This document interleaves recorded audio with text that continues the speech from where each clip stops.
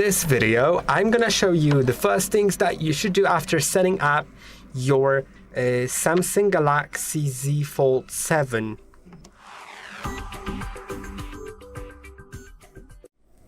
If your Z Fold 7 was just set up, there's quite a few things that you should do to enhance your experience, as well as improve some security and do other things that some of these things are just required to do anyway. So why not do them at the beginning? Let's begin with making sure that we are connected to internet. Of course, most probably you already are connected, but if you are not, go to settings, then go to connections. Now go to Wi-Fi, make sure it's enabled and that you have a current network connected. If you don't have any selected network you want to connect to, enter its password and click on connect. Now, once that's done, the first thing to do is scroll all the way down in the settings to go to software update. Then click on download and install and wait until it checks if there's any update available. You can see that in my case there's no update available, so I don't need to do anything here. But if there is like a button to download and install, do that, wait until it downloads, and later on you'll be prompted to restart your device. Once it's restarted, the update will be applied. And updates are very important to make your device more secure, more smooth, and also have the newest features. So let's go to the next step, which is gonna be signing into Google. And also there's high chance that you already are signed in because you might have been prompted about that during setup. But if you're not, go to accounts and backup, manage accounts. And if you don't have any Google account listed here, that means that you don't have a Google account signed in, and it's worth signing in so you have access to services like Google Play Store, which lets you download apps, or to, for example, Google Find My service, which lets you track your lost or stolen device. Let's click on add account because I don't have my Google account signed in. Click on Google. Later on, enter your email or phone number associated with the Google account that you have, or if you don't have a Google account or don't remember the credentials, click on create account.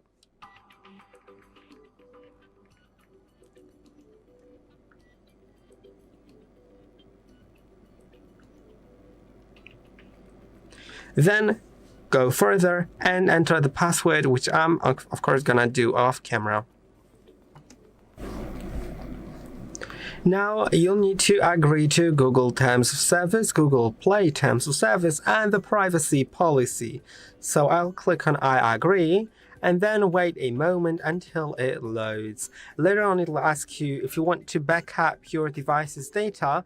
So if you do, leave that enabled. If you don't know, then I'd recommend leaving that enabled so you don't lose your data in case anything happens to your device. Then click on accept, and now you can see the account is added. So let's go to the Google Play Store app, because that also comes in handy to update apps on your phone. So let's click on not now. I'll just click on not now, but feel free to do anything on this welcoming screen. Then click on your profile icon in top right corner, manage apps and device and updates available. Then click on update all.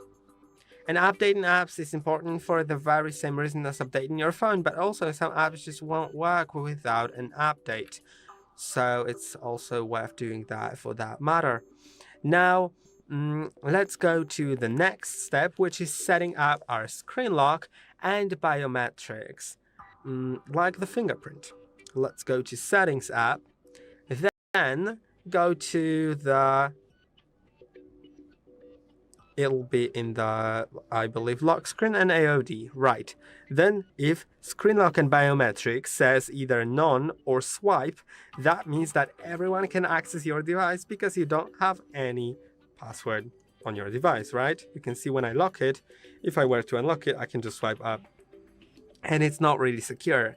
So if you want to make your device more secure, you can set a screen lock and make sure that you will remember it, because in case you forget your screen lock, there will be no way to restore your device other than erasing all data on the device. So I don't recommend forgetting your screen lock. but it's still worth having one so no one else besides you has access to your data. You can select a PIN, password, or pattern. I will select a pattern, then draw it, and I will set it to something simple, but feel free to set it to something more complex as long as you can remember it. Click on continue, then redraw the pattern or re-enter the PIN or password and click on confirm. Now it'll also ask you what to do with the lock screen notifications. I just leave it like it is and click on done. Now let's go back to screen lock and biometrics. Enter your screen lock, and if in biometrics you want to set up fingerprints, that's really great. You can see in biometrics you can set up either face recognition and fingerprints. I'm not setting up face recognition because I don't really trust it, because on this phone it only bases on the camera. There are phones on the market that do a 3D scan of your face using IR sensors, but here it's only the camera, so it can be unlocked with a photo of you, which is not secure, so I won't be setting up that. But fingerprints are secure and very convenient. So let's click on continue. Now you'll need to decide what finger to use for that fingerprint. There's a high chance that you may want to use your right thumb if you're right-handed, or maybe your left index finger if you're left-handed, because the fingerprint sensor is located on the power button. Remember that you can assign multiple fingerprints, so you don't need to worry about choosing the wrong finger. You can just change your mind at any time. Let's click on register. Then you'll need to start sliding your finger slowly across the sensor, so it scans the whole area of your fingerprint. So no matter how you touch your fingerprint sensor, it always scans it correctly. Let's click on done. Now test it. It was recognized. Let's click on done. And now I'm gonna show you how to unlock your phone with these two methods. So with the fingerprint, you just need to slightly tap on the fingerprint sensor, I believe, although it did not work as it should. Let's try that again. Okay, let's try that with the screen closed. I'll lock it. Tap on the fingerprint sensor. You can see it also doesn't work. If I click on the button, of course it does, but we actually want to make it available all the time. So let's see if that option is available. It should be. So I'm gonna go back to screen lock and biometrics just to set it up. I really like it being that way. Okay, fingerprint always on. You can enable that. So by default it's set to off. You can set it to work on external, main, or both screens. I'll set it for both screens, and now you can see even if the screen is off, I can just tap on the fingerprint sensor. I don't need to click on it, and I like that feature, so I'll leave it like that, but feel free to adjust it to yourself. Now let's set up Google Pay, and you don't need to do it if you don't feel like it, but it lets you add your payment card to your phone, so you can pay with it by tapping your phone to the reader in stores instead of swiping your card. And I think that's pretty convenient. So if you want to add it, you can just get the Google Wallet app on your phone, and basically I'll show you how to set it up. So go to the Google Play Store, go to search, and search for Google Wallet. Now you don't need to worry about the security because it is bank authorized. It requires your phone to be unlocked and is provided by Google, so it is in fact secure. Now you can see I have the wallet app already. I can open it, and now click on view wallet. I will allow notifications, and you can also add a shortcut to your lock screen. We will be customizing the lock screen later in that video, so you'll see about that. But now let's click on add to wallet. Now go to payment card, and you can see I already have a payment card in my Google account, but if you don't have any, you can just click on new credit or debit card and scan it with your camera. Sometimes there will be an option, or enter the details manually. Later on, read all the notices here and click on Save and Continue. Then you may need to verify with your bank using a message, phone call, or the bank app, and it will be available to pay, and you'll be able to pay with your phone at any time by just simply opening the Google Wallet app and tapping the phone to the reader. And remember that you can add it to the lock screen, and that's what we're moving on to now, customizing our home and lock screen wallpaper. So let's go to the settings. Now go to I believe it was like somewhere here, wallpaper and style. Now feel free to select your either lock screen or home screen, right? Let's select the lock screen maybe first, then you'll see variations. There will be some variations of the wallpaper that's currently set, but you can click on wallpapers in the top left corner and set it from some featured ones from your gallery. If you have any photos or videos, which I think is pretty cool, you can create some with AI or select any other ones available here. I will select something simple like graphical here, because I like it. I like to keep it simple. And now, as I later mentioned about the Google Wallet, you can click on the left or right shortcut on your lock screen to assign it to Google Wallet. I don't really use the phone app on my phone for some reason, so I can sacrifice that for the wallet. Remember to make it the Google Wallet if you're using Google Wallet, because you can see there are two wallets. The other one is Samsung, and I on purpose didn't really show how to set it up because I don't like the Samsung Wallet app. Of course, if you didn't like the Google Wallet app, you can get rid of it and use the Samsung Wallet app, but it requires a Samsung account, which I don't like, so I'm just not doing that. Now you can also customize the clock, like for example to set it to some fun font. This is fun, but I don't like it honestly. You can download fonts as well, which is really cool. Yeah, but I'm sure that it requires my Samsung account, so yeah. For some fonts, like maybe this one, no, but for this one for sure, you can change its weight, and that's cool. I'll make it bold like that, and let's set it to maybe match the wallpaper colors. Now you can also, I believe you can click on it and click on style here, and then you can change the style, right? Or maybe this one seems cool. You can enable weather information or change the order of hour and date and clock and stuff like that. You can add widgets here.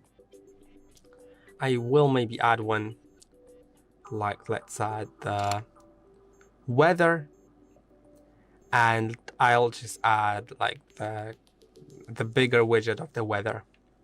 Okay, and I think I'm fine with that. Let's click on done. You can also change it for the home screen. It's pretty similar there. Then you can see on my cover screen, the wallpaper isn't changed, because you can also change that if you go to the cover screen, go to the settings and change the wallpaper. So yeah, I won't be taking too much time for that, because now we have actually the last step to do, which is also quite important. As you slide down from the left top part of your screen, you'll find notifications, and there will be a notification about finishing setting up your device. For some reason, Android started sending those a few years ago, and it always sends that, like it couldn't just ask me for a few questions like during the setup, but it's okay. Now there's the first question: to copy apps and data from a previous device. If you want to do it, you can do it now, but feel free to also skip it, because on this phone, fortunately, you can later do it with Smart Switch app, which is pre-installed. On some other Android phones, once you skip that question, you won't be able to do it with the native method. And of course, there are third-party apps that you can do it with, but the native method is always the best. Here, you don't need to worry because the native method is always available with the Smart Switch app, which is the native method. I'll click on Don't Copy because I don't have anything to copy, honestly. Then let's just go further, click on Continue. Now it asks you if you want to use Hey Google to use Gemini hands-free. Gemini is your AI assistant that replaces Google Assistant, and you can turn it on by saying Hey Google out loud without pressing any buttons, which is great. So I'm gonna turn it on, but feel free to click on No Thanks if you don't like it. Now it asks you for the Samsung account if you haven't logged into it, and I will skip it because I don't really want to do that. So I'll click on forgot password or don't have an account, then set up later in settings. Now I'll click on skip, and that will be about it for the video. I hope that this video was helpful. Don't forget to like and subscribe, and see you in the next one. Hello and welcome back to HardReset.Info. In this video, I will be showcasing all and best AI features that can be found on Samsung Galaxy Z Fold 7. Let's begin!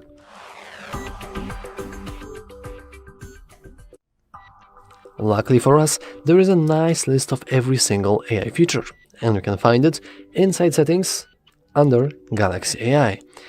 As you can see, the list is pretty large, consisting of many assistants and many functions.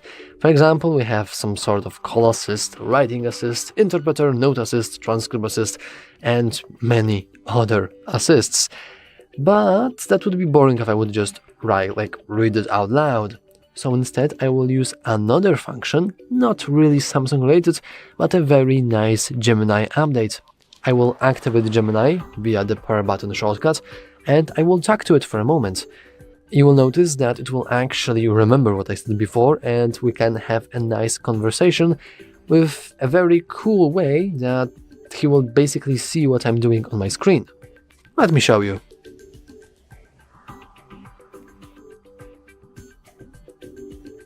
Hi there, Gemini. Can you please tell me about AI functions and features that can be found on Galaxy Z Fold 7? You can also provide myself a nice list on what you currently see on my screen. Okay, I see you're looking at the Galaxy AI features on your Z Fold 7. There are quite a few neat tools here. You've got Photo Assist for editing images, Interpreter for live translations, and Call Assist for real-time call translations. Want me to go into more detail on any of these? No, because assistants are just working some sort in the background. I want you to give me a list of these cool features that I can activate and show my viewers to. Sure thing. You can try out Live Translate during a call, which is under Call Assist, or use Chat Assist to change the tone of your messages. Interpreter is great for live translations face-to-face, and Note Assist can summarize your notes for you. Okay, that's pretty cool. Thanks. You can now remotely turn yourself off. Sounds good. Let me know if you want to explore any other features later on. Let me try that again. Turn yourself off. Enjoy exploring those features. Let me know if God you damn have it. any other questions. Oh, I'm not able to turn off by myself, but you can always end. you could. I'm sorry for that, guys. I did try that once and he actually did terminate himself. Anyway, as you could see, there are plenty of different modes and AI, and Gemini Assist is really the pinnacle of all of it, since it can see what you have on your screen, you can talk to it, and it can provide you with nice answers. But what about some built-in Samsung features? Well, luckily for us, there are also plenty of them. For example, we can go to a voice recorder, which I have no idea how it will look, since, okay, this is the voice recorder. So I can now talk with a great emotion about how I love AI features.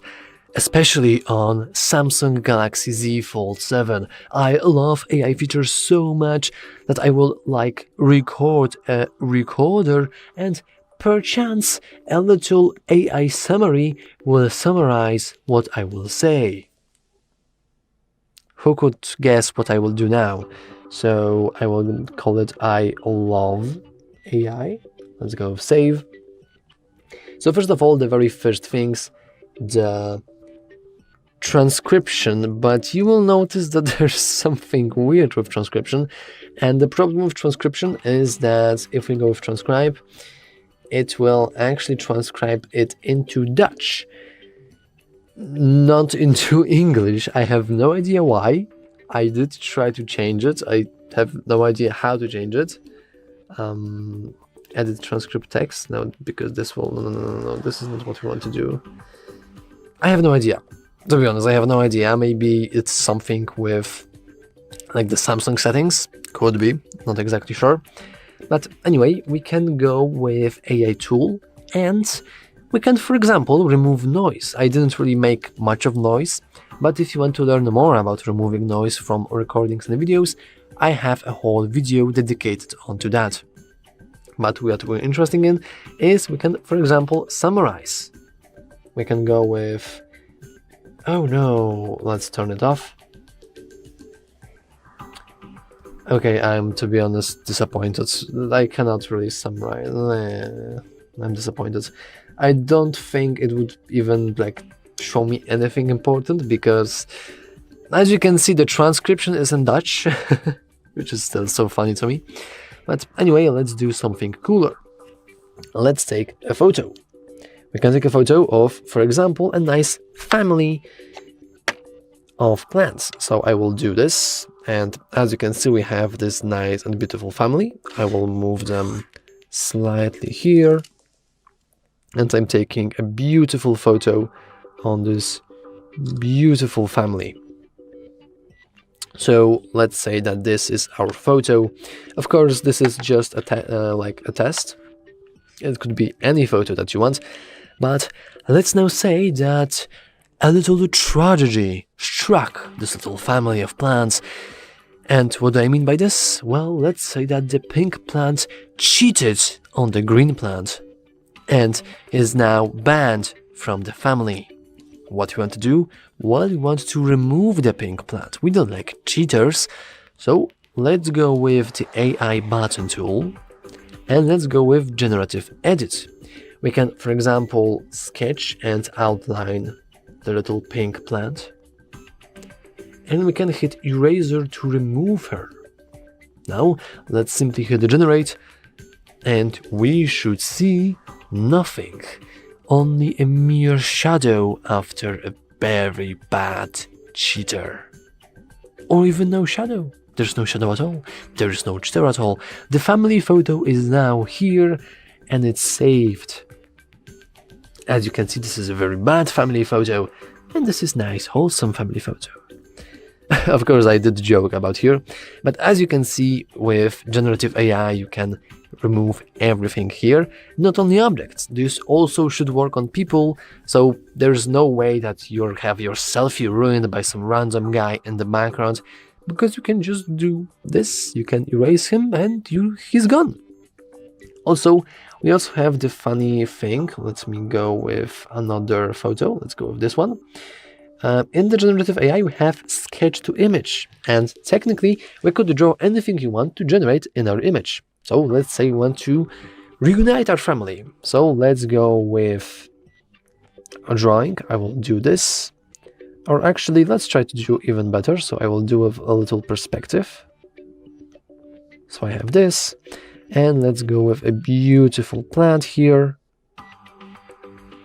I have no idea what I'm doing, by the way, but I do have this beautiful plant. Beautiful. So let's hit generate and let's see what happens. We are now fine-tuning it. We are transforming sketch into substance. And look, the beautiful family is now reunited. And I guess that because they are the same color, now the plant is gay. I'm not entirely sure, but let's go with save copy. And as you can see, this is the original photo. This is the photo with removed pink plant, and this is a photo with newly created plant by me, by my poor sketch abilities. And we can take it even further. Let's say we want to go with a sketch to image, and let's try to, well, what can we possibly add? The families usually have a happy pet. So what a pet can we possibly draw to our child here? I think we can go with a nice fish tank. So I will go with a little bit like this, something like this. And oh, I failed at doing that. And let's try to draw a fish. So I will draw, oh, drawing a fish is hard. Let's draw this with a little, hey, you've changed it.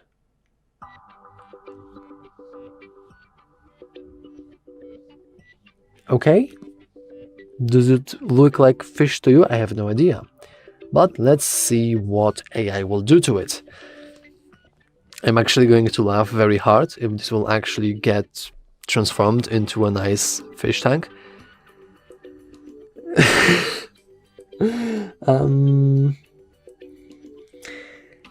I have a slight suspicion that there has been another cheating in the family, but this time the plant cheated with a fish, and it resulted in a very weird abomination of a fish in the pot.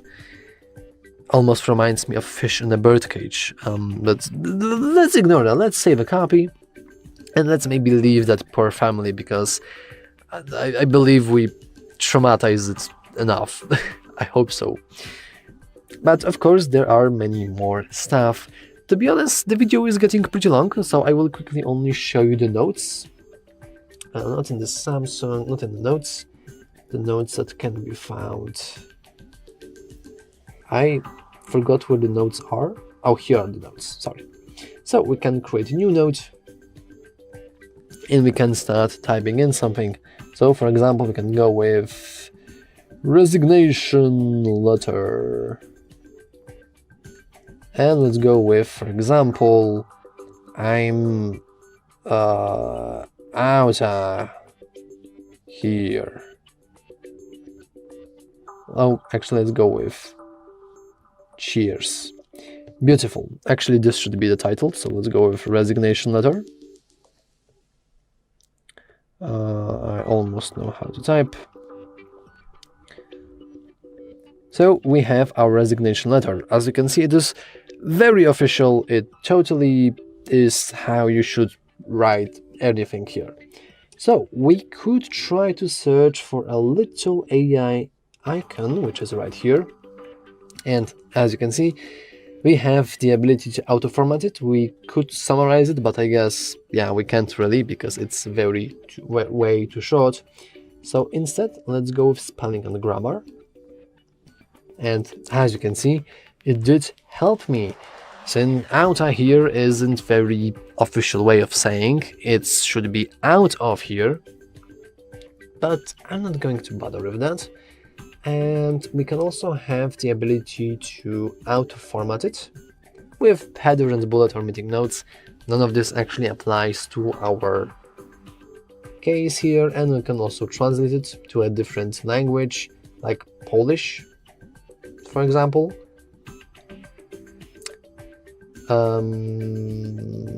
This is a very bad translation, but I'm not going to critique that. But as you can see, you also have the ability to like customize your things, the look of your drawings and all of that. And we can also draw something. So for example, we can go with draw, but actually I don't know. I kind of forgot where can you draw on this. I mean, I want to draw with like the AI here, but I kind of forgot. Oh, image. No, that's adding image. Well, anyway, let's just don't care. Let's just write something cool so we can draw something. and I think there was ability to actually enhance it into real drawings, but I guess you can already do that via the settings here. I mean, not via the settings, but via the gallery, which is right here, and which has this beautiful family.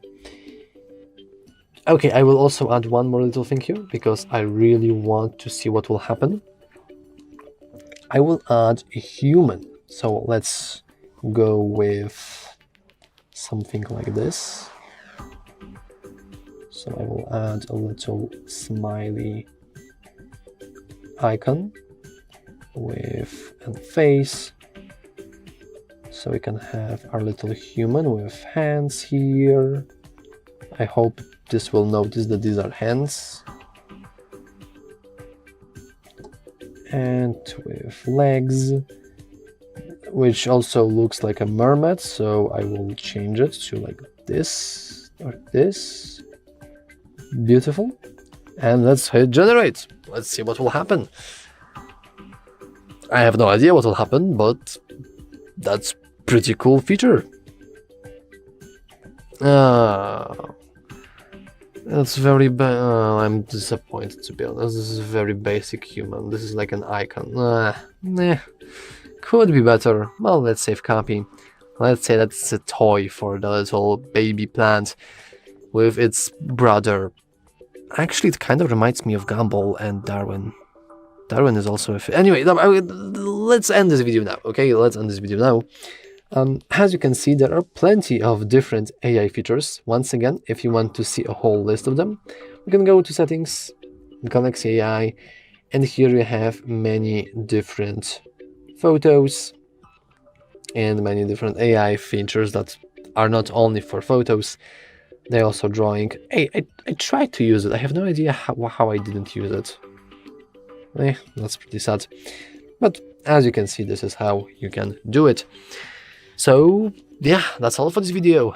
If you found it useful, and I hope you did, make sure to leave a like, subscribe, and as always, thanks for watching. Hi, it's HardReset, and today I'll show you how to solve battery percentage not showing on Samsung Galaxy Z Fold 7.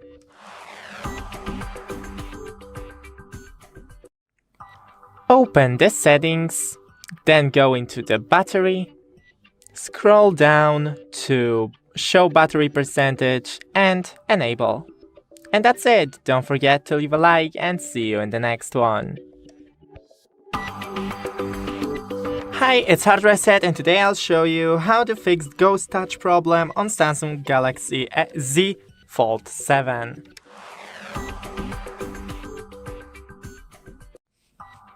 First thing, remove the screen protector or case. I don't have any, so I won't be doing this. Next thing is to clean your screen using a microfiber, like I have here. Just clean it from any drops of water or debris.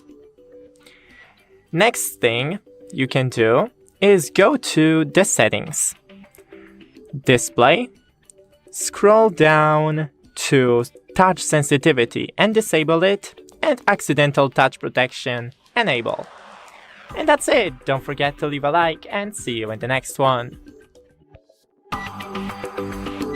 Hi, it's HardReset, and today I'll show you how to fix speaker not working on Samsung Galaxy Z Fold 7.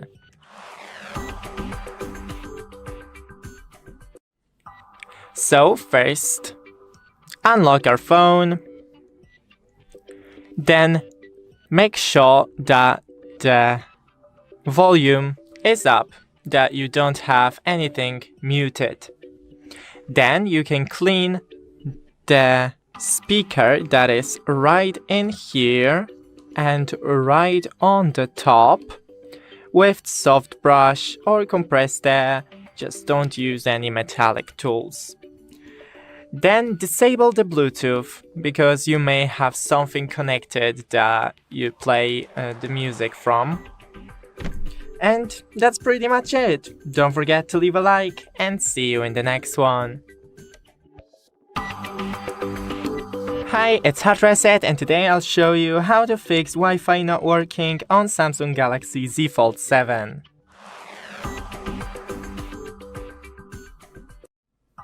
So first, disable the Wi-Fi and enable it once again. You can do it with airplane mode also. Go into More Wi-Fi settings, click the gear next to your Wi-Fi, and then click Forget. Now, once again, type in the password and try to connect. And if it's still not working, then try to restart the router and your phone, but I don't have access to the router right now, so I won't show you how to do it, but you can find the video on our channel.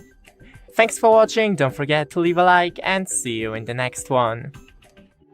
Hi, it's HardReset, and today I'll show you how to fix Face Unlock not working on Samsung Galaxy Z Fold 7.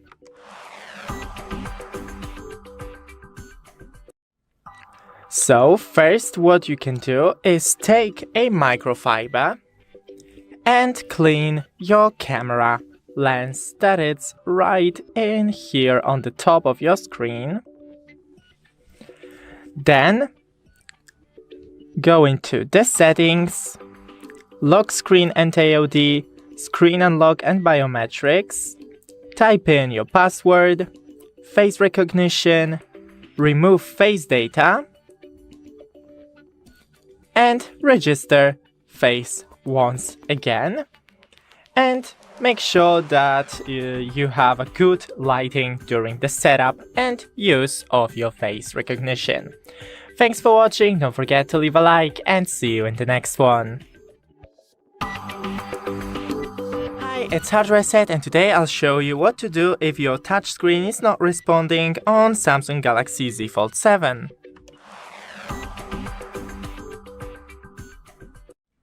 So first, take off your screen protector or case if you're using any of this. As you can see, I don't have, so I won't be taking off because I have nothing to take off. Then next thing is to clean your screen with a microfiber cloth that I have right here. So just clean your screen of any dust. Okay, now try power on your phone. As you can see, it is responding for me, but if it's not for you, then try to force restart your phone. So just click and hold the power on button and the volume button at the very center. And that's it. Don't forget to leave a like, and see you in the next one. Hi, it's HardReset, and today I'll show you how to fix phone heating while charging on your Samsung Galaxy Z Fold 7.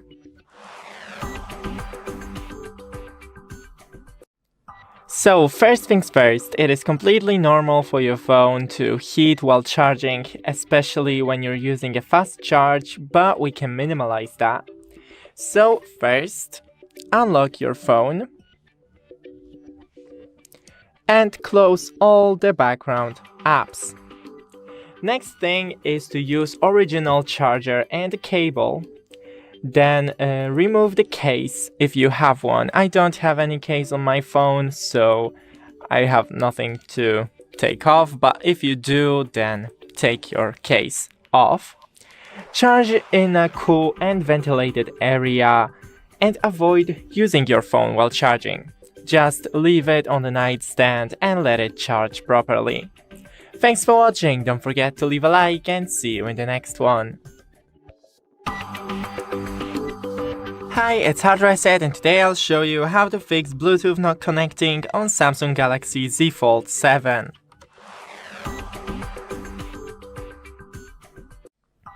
So first, power on our phone. Enable the Bluetooth, click on Details, and try to connect.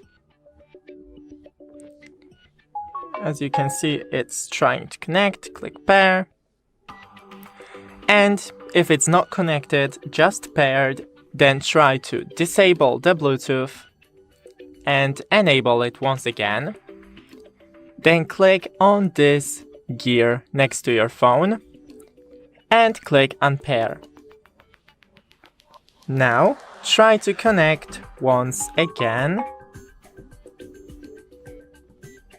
Then click this gear right here and click Connect.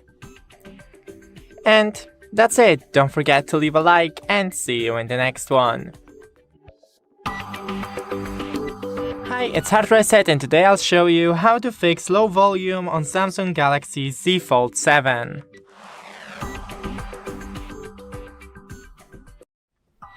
So first, make sure that the volume is at max if you want anything louder. Then go into the settings and search for Do Not Disturb and make sure that it is not enabled, that it is disabled. Then next thing is to clean the speakers. The speakers are right here and right here at the center of top and bottom. Clean it with compressed air or a soft brush. Don't use any metallic tools. And that's it. If you're still unsatisfied with the results, then your phone probably can't be any louder and you need to buy a speaker. Thanks for watching. Don't forget to leave a like and see you in the next one.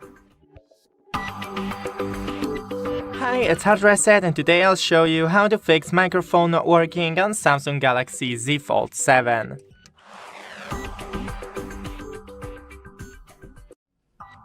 First, open the settings and make sure that your phone is up to date. So, search for updates, then updates, security updates. As you can see, I only have security updates, but still remember to download it. Then clean your microphones, that is right here and somewhere in here, with non-metallic tools, so like a Q-tip or compressed air. Then try to test your mic in a voice recorder. I don't know if I have one. Yes, voice recorder.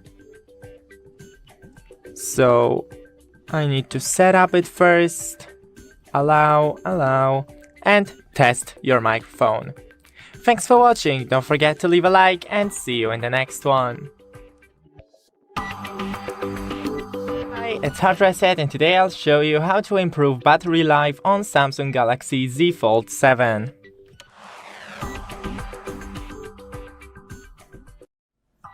Go into the settings. Then search for the lock screen and AOD and disable always on display. Next thing we can do is go into the theme, no, not in themes, the display, sorry, and here change to dark theme. Then in display also search for the screen timeout. And just lower the screen timeout. If you have like 5 minutes, change it to 30 seconds or 1 minute is maximum. Then in the vibrations, here we, yes, sounds and vibration, we can scroll down to system vibration and disable all of these options. And that's pretty much it. Don't forget to leave a like and see you in the next one. Hi, it's HardReset and today I'll show you how to fix fingerprint sensor not working on Samsung Galaxy Z Fold 7.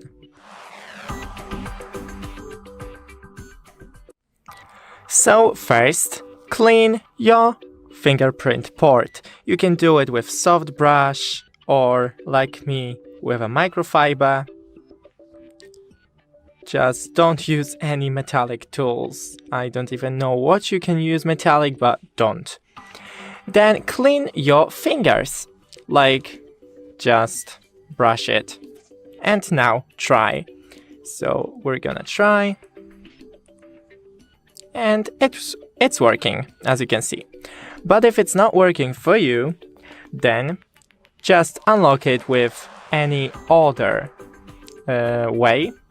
Then in settings, go to lock screen, then screen locks and biometrics, put in your PIN, fingerprint, and delete this fingerprint and add another just one more time. And that's it. Don't forget to leave a like and see you in the next one. Hi, it's HardReset, and today I'll show you why your fast charging may not work on Samsung Galaxy Z Fold 7.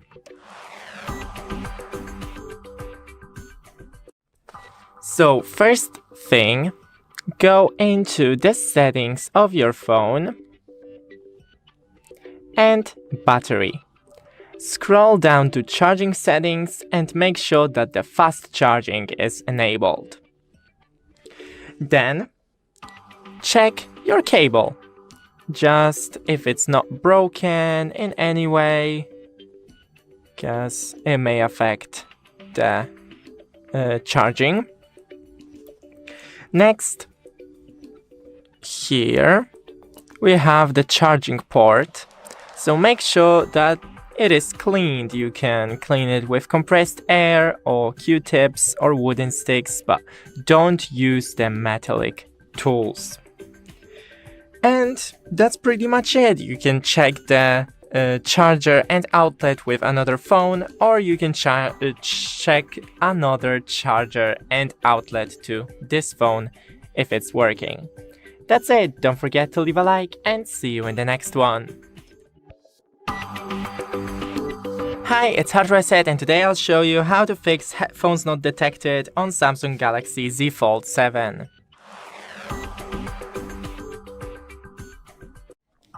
So first, this phone doesn't have a headphone jack, so you probably use the Bluetooth one.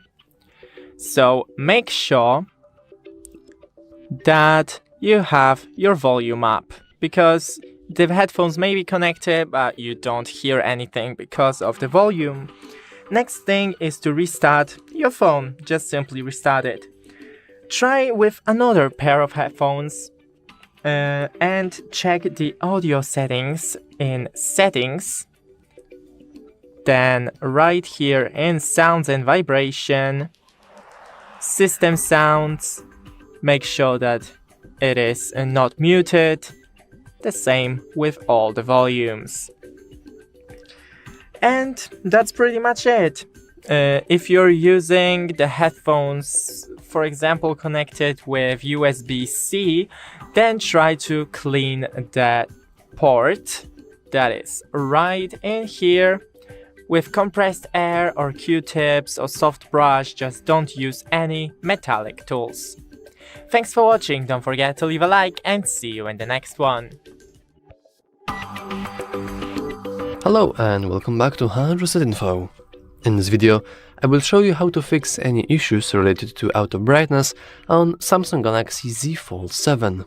Let's begin.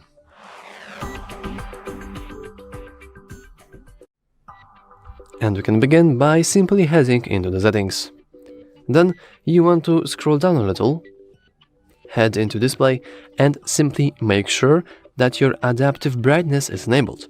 This may be a little bit misleading, since usually it's named automatic brightness, not adaptive brightness, but basically this stands for automatic brightness. You click it and it will switch to being automatically adaptive. So that's pretty self-explanatory.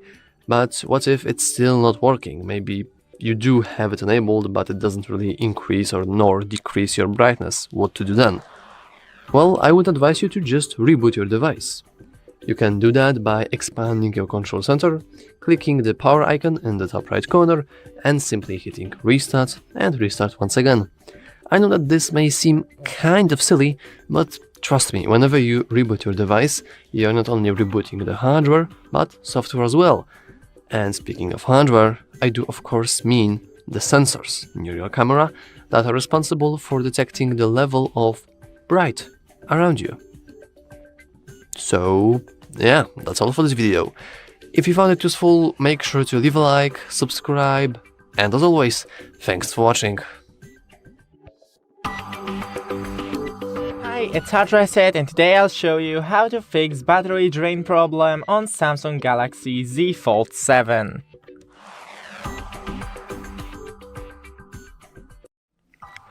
So first, power on our phone and go into the battery in settings. So settings, let me just adjust the brightness for you. And in here, search for the battery. Here, you can enable the battery saver right here.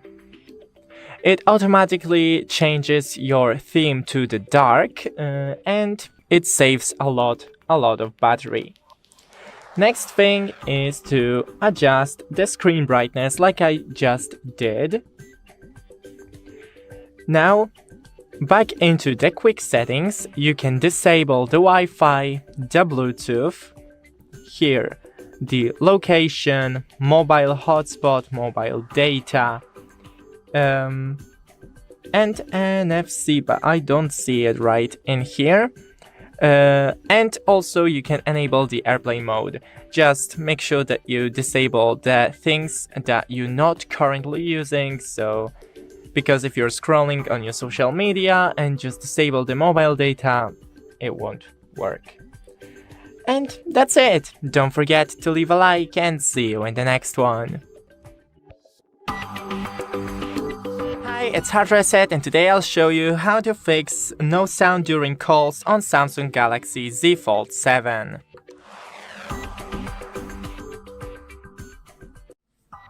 So first, go into the settings, sounds and vibration, and make sure that the sound is connected. Then volume, and make sure that all of these volumes are not muted. Okay. Next, try to just adjust the volume. You can do it also in here, like I showed you. Then go into the quick settings and make sure that nothing is connected on Bluetooth, like your headphones or another phone or your car, something like that, that may disturb the call.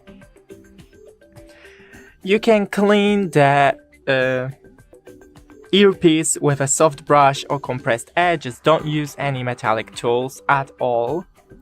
Test it with another call or app, then maybe try WhatsApp or Messenger, something like that.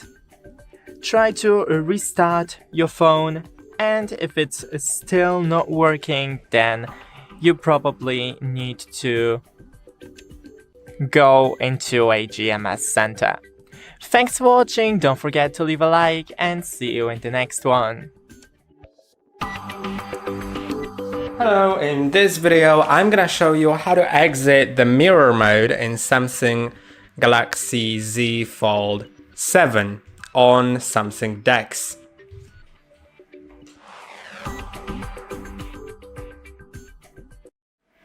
If you have your Samsung Z Fold 7 connected to the monitor, then you may have it in either the mirror mode, which will display exactly the same thing on both displays, or in the extended DeX mode, which means your monitor will function sort of like a computer monitor. It will have this other type of UI that's like more computer-ish.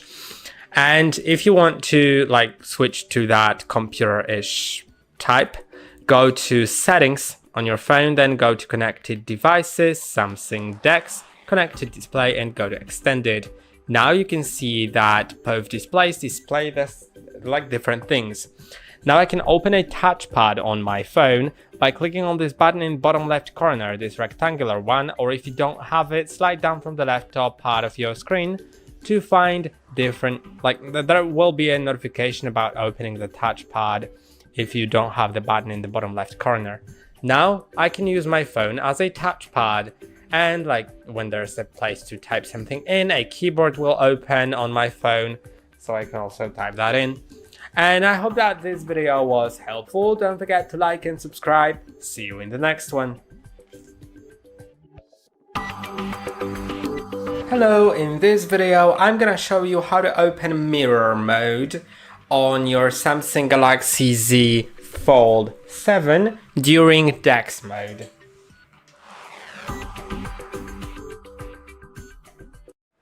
What mirror mode is it basically is just a mode that lets you cast the screen from your phone to the monitor without this like whole DeX part. The DeX part, what I mean by that is the monitor part. You can see like it works like a computer, and if instead of that you want to use your phone, just like cast it to the monitor, so both will display the same thing. Go to the settings either in the DeX mode or on your phone. Go to connected devices while you're already connected with the cable to the monitor or TV. Go to Samsung DeX connected display and select mirrored.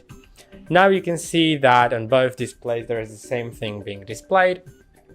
So like you can, for example, cast it to a TV and show your photos to family, so like you can show them that or just do whatever else you like. And that's basically how it works. It works perfectly fine and very quickly. Now if you want to exit it, go to settings, go to connected devices, then Samsung DeX, connected display, extended, and now you're in the extended DeX mode. I hope that this video was helpful. Don't forget to like and subscribe. See you in the next one. Hello and welcome back to HardReset.Info. In this video, I will show you how to fix your screen rotation not working on Samsung Galaxy Z Fold 7. Let's begin.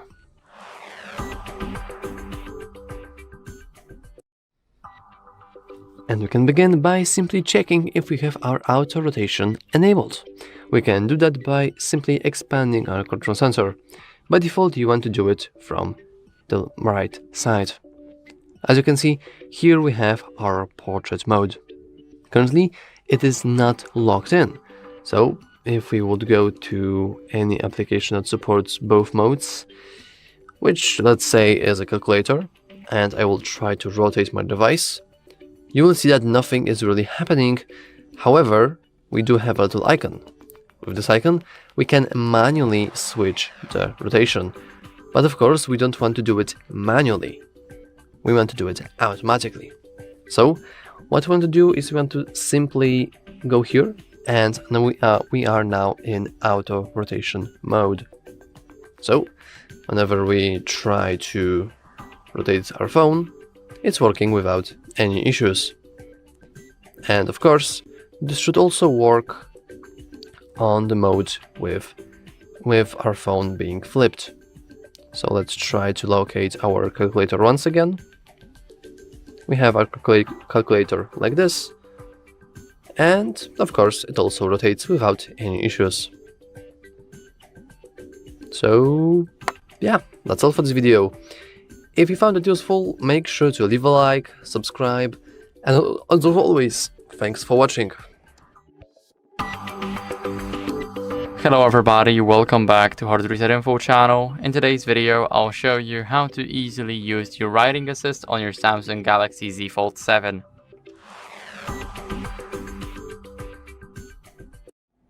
So first, what we want to do is we want to create a short text. So open up the Notes app. Now here, as you guys can see, I've got the text ready. So for me it is, hello, I've been looking at the calendar and I have to cancel the meeting. Now, after you create your text, simply select it all, click on those 3 stars right here in the keyboard, and here we can change the writing style, for an example, to professional. Regarding the calendar, I must inform you that I will need to cancel the meeting. Casual, social, polite, and emojify. Now, what else can we do is we can go here, we can see the spelling and grammar, and as you guys can see, there are a couple of issues. So replace it or copy it. What else can we do is we can go to Composer, and here we can create the main idea. So let's say meeting cancelled, and let's say 200 words. Now let's click generate and see. We got it. Now we can copy it, and now let's leave it, delete this one, and now press here. We've got a couple of words regarding the meetings. So that's basically how the writing assist works. I hope this video helped you. If it did, then leave a like, sub, and a comment, and I'll see you in the next one. Hi, it's HardReset, and today I'll show you how to fix screen flickering on Samsung Galaxy Z Fold 7. So first, unlock the phone and change the brightness so it won't flicker. You can even enable the adaptive brightness in settings, then display and adaptive brightness. I'll disable it for now so you will see. Next thing is to open the, for example, Google Play, and wait for me to log in. Okay, I'm back, and now search for screen dimmer, and it crashed. So once again, and now install. Wait for it to install, click open, allow. For the next screen, please find and tap the screen dimmer, enable the switch for screen dimmer. Okay, so we need to find it. It will be in installed apps, then screen dimmer, and enable and allow. Shake phone to restore brightness. Okay, don't show again.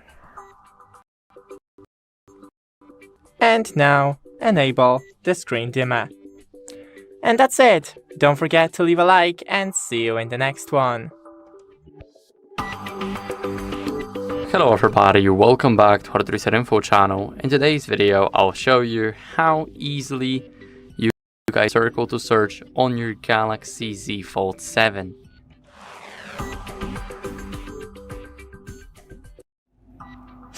So let's start off by going into YouTube. Now here in the YouTube, as you guys can see, what we can do here is we can click on the circle, hold it, and now we can select, let's say, this thing right here, and it will search automatically. So as you guys can see here, we have our videos from our channel, let's say Huawei Pure 70 Pro, Redmi Note 14s, and much more. Also the Spring Boot from Java. And this is basically how you guys can do that. Also, whenever you type in the shoes, or let me find something in the gallery, here you guys will notice this flower. So let me zoom in. Now hold the circle and circle the flower. Now as you guys can see, it will try and find the same flower. So let's go to products, and here as you guys can see, we can buy almost identical flower for, let's say, $48 or for £4. So here we can basically do that. We can search things by using the circle search. It's much faster, much better. You guys can actually find the information that you're looking for, like the price, the shops, everything. And I think it's the great function, and that's it. So I hope this video helped you. If it did, then leave a like, sub, and a comment, and I'll see you in the next one. Hello, in this video I'm gonna show you how to rotate the touchpad on your Samsung Galaxy Z Fold 7 while using the Samsung DeX mode.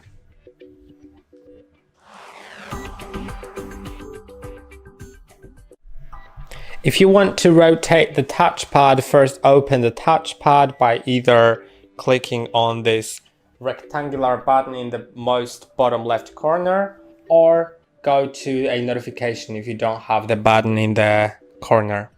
So I'll click on the button in the corner.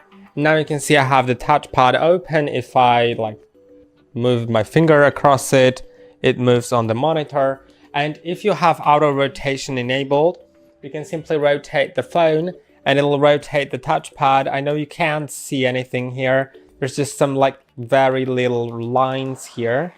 But yeah, you can do it. Now I have it rotated and it works. Also, you may see in here in the bottom right corner, it's very hard to notice it, but there is this button in the very bottom right corner. If you double tap it, it will rotate the touchpad, but there are just two ways of rotating it. Either the vertical or horizontal, but the horizontal one is only one way, with the camera, with the front camera being on the left. So if you want to do it with the front camera being on the right, you would need to rotate it with auto rotation by just moving your phone like this. And I hope that this video was helpful. Don't forget to like and subscribe. See you in the next one. Hello everybody, welcome back to HardReset.Info. In today's video, I'll show you the natural language search in gallery on Samsung Galaxy Z Fold 7.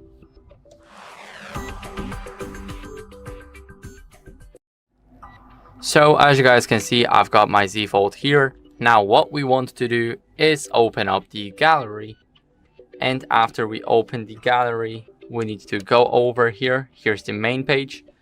Now click on the search icon and click on what are you looking for. Now here what we can search for is, let's say, flowers. Let's see if something will pop up. If not, then we're just gonna go for electronics. It's right here. And here we have our first phone, second phone. We got some wired headphones, a flower, but I'm pretty sure they were talking about the keyboard that is behind. Now here we got a lot of PC stuff like monitors, and here we also have a monitor and a laptop. So now what else can we look for? Here we have the indoor areas, people. We can basically click it and it will find, let's say, armchairs. It will find an armchair. Desktop computers, it also found it. I do not have many pictures here, so that's why I cannot find anything. But as you guys can see, I've searched for the keyboards now, and here we have a keyboard in the background. And here we also have a keyboard from a desktop and a keyboard from a laptop. So this is basically how the natural language search looks like, and I hope this video helped you. If it did, then leave a like, sub and a comment, and I'll see you in the next one. Hello, in this video I'm gonna show you how to use your Samsung Galaxy Z Flip 7 as a touchpad in Samsung DeX mode.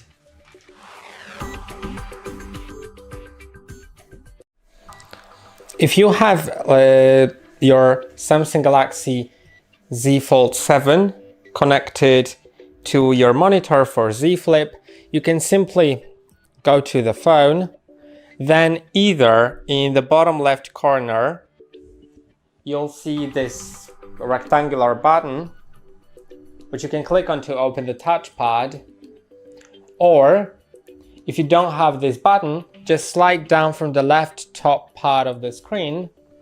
I'll just close the phone because it's easier for me to hold it that way. from the left top part of the screen, and you'll have a notification about opening touchpad here. So either of those options should be available. Once you open it, you can see that I'm like moving the cursor across the screen as I'm touching the phone. Of course, you can rotate it by rotating the phone, and that is basically it here. You can do it on the closed screen or open screen. There's different gestures, like for example, 3 fingers tap will typically open the apps menu. I'll try to do it, but for some reason it doesn't always work on this phone. On a different phone I tried it and it worked a bit better.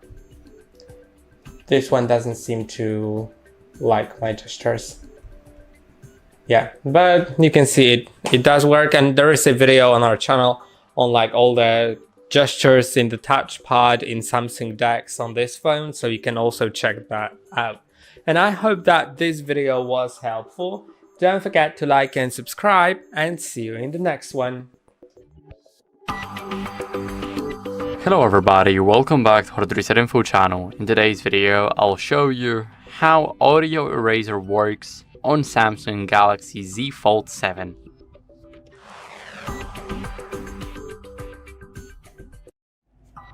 So first, let me open up our Fold 7. As you guys can see, here we have it. Now I wanted to show you how the audio eraser looks like. So basically it reduces everything from the video. So for example, when you're talking to somebody or you're recording a vlog, then you guys can use audio eraser to leave only the voice in it. So you guys will get rid of people talking behind or anything. So here's how we're gonna do that. I am going to go into the video. Now I'm gonna turn off those sounds. They sound pretty bad, trust me. And let's see if it actually clears out the sound. So as you guys can see, now I'm talking, and now you guys can probably hear this. So let me just turn it off and now stop recording. So here, let's just go here and see. Now you guys can probably hear this. Yes, let me click erasing right here. And now let's see if it changed. Clears out the sound. So as you guys can see, now I'm talking and it works perfectly fine. So this is basically how you guys can do that. You will see this little icon right here, and it works well for everything.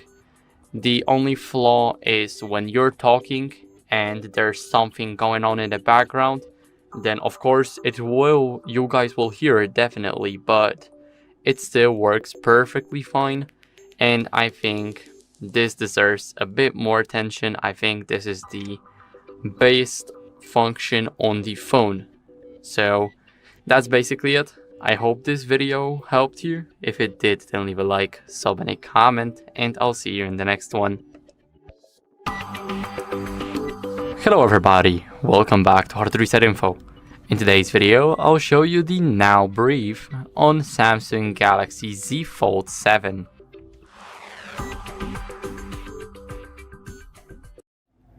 So a now brief is almost a new function that shows everything on your lock screen, like the weather, calendar, and also reminders. So as you guys can see, we are gonna go into the lock screen. So as you guys can see, I do not have the now brief right here, and I'll show you guys how to easily get it. So first we need to have something to, let's say, remind us. Now let's hold the power button and talk to Gemini. Let's set a meeting for, let's say, 1 p.m. So now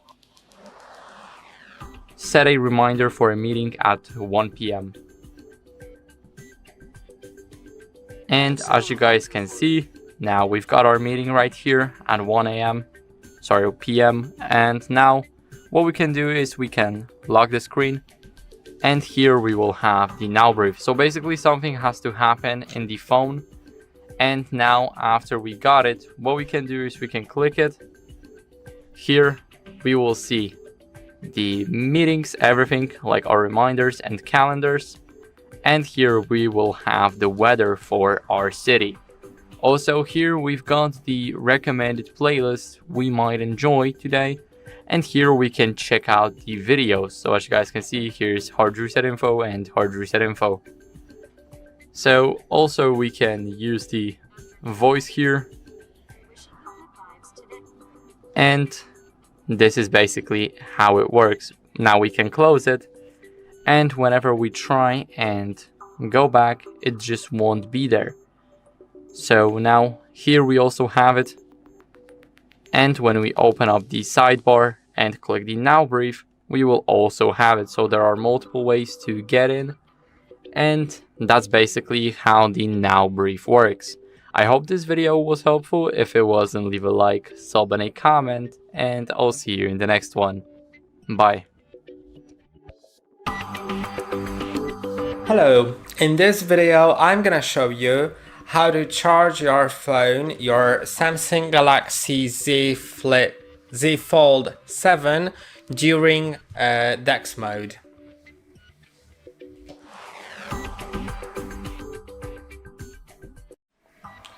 You can see I have like 21%, so it would be worth plugging the phone into charging so it doesn't die. And for that, it depends whether your phone is connected with USB-C to a monitor, because some monitors support USB-C, and maybe you just have it connected straight to the monitor with USB-C. Then like you don't have any USB-C port on your phone now, like the only one that you have is occupied with that USB-C cable. So what you can do is get a USB-C splitter, and that USB-C splitter will simply split one USB-C to two USB-Cs, and like it's called either splitter or USB-C hub, and basically make sure that that splitter or hub supports data transfer first of all, so it does support the monitor. And then also like you can just simply plug in the charger to one port and the monitor to the other port. Now if you have it connected with HDMI, then what I would recommend is getting a hub like this. You can see it's quite big and it has multiple ports. It has USB-C for charging. It says PD here. I don't know if you can see it, but it says PD, which means power delivery. Then there's HDMI port that I have currently plugged in, and some other ports that also come in handy.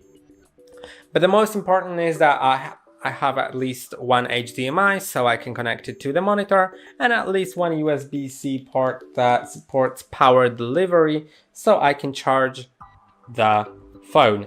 And now let's just plug the USB-C cable in. I have it already plugged into charging. Let's see if it charges, because I'm not sure if like my brick is functional. Yeah, you can see it has started charging, and that's how you charge your phone during DeX mode. As simple as it is. I hope that this video was helpful. Don't forget to like and subscribe. See you in the next one. Hello, in this video I'm gonna explain what to do if you can't open DeX on your Samsung Galaxy Z Fold 7.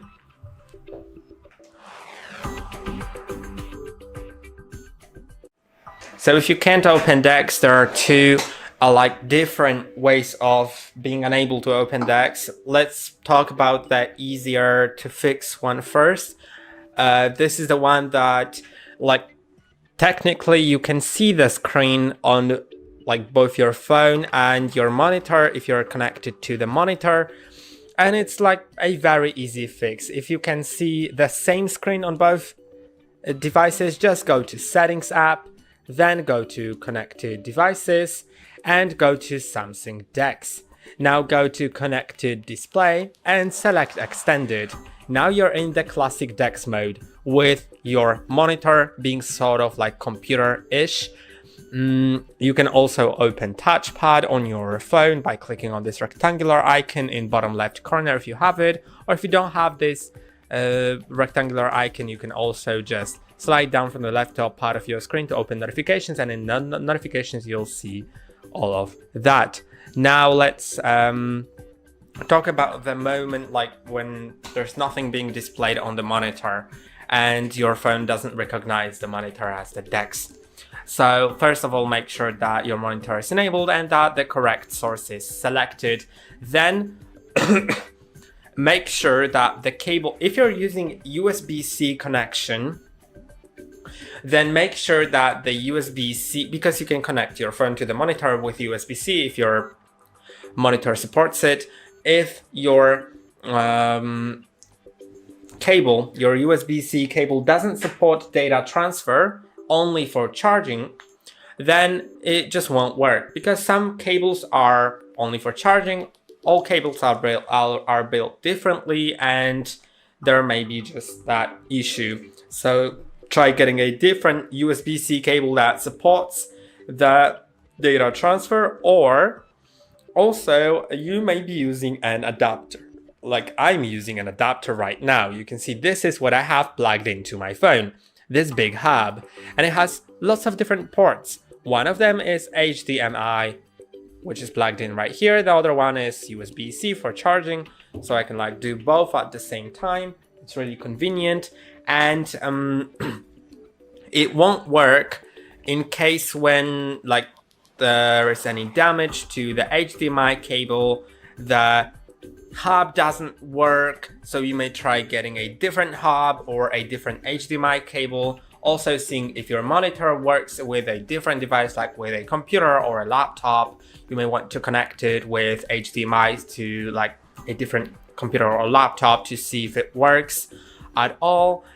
Or you may want to try like your TV instead of the monitor to see if it works, and just try maybe replacing either the adapter, the HDMI cable, or stuff like that. And that should be already working. I hope that this video was helpful. Don't forget to like and subscribe. See you in the next one. Hello, in this video I'm gonna show you how to open websites in desktop site view in Samsung DeX mode on Samsung Galaxy Z Fold 7.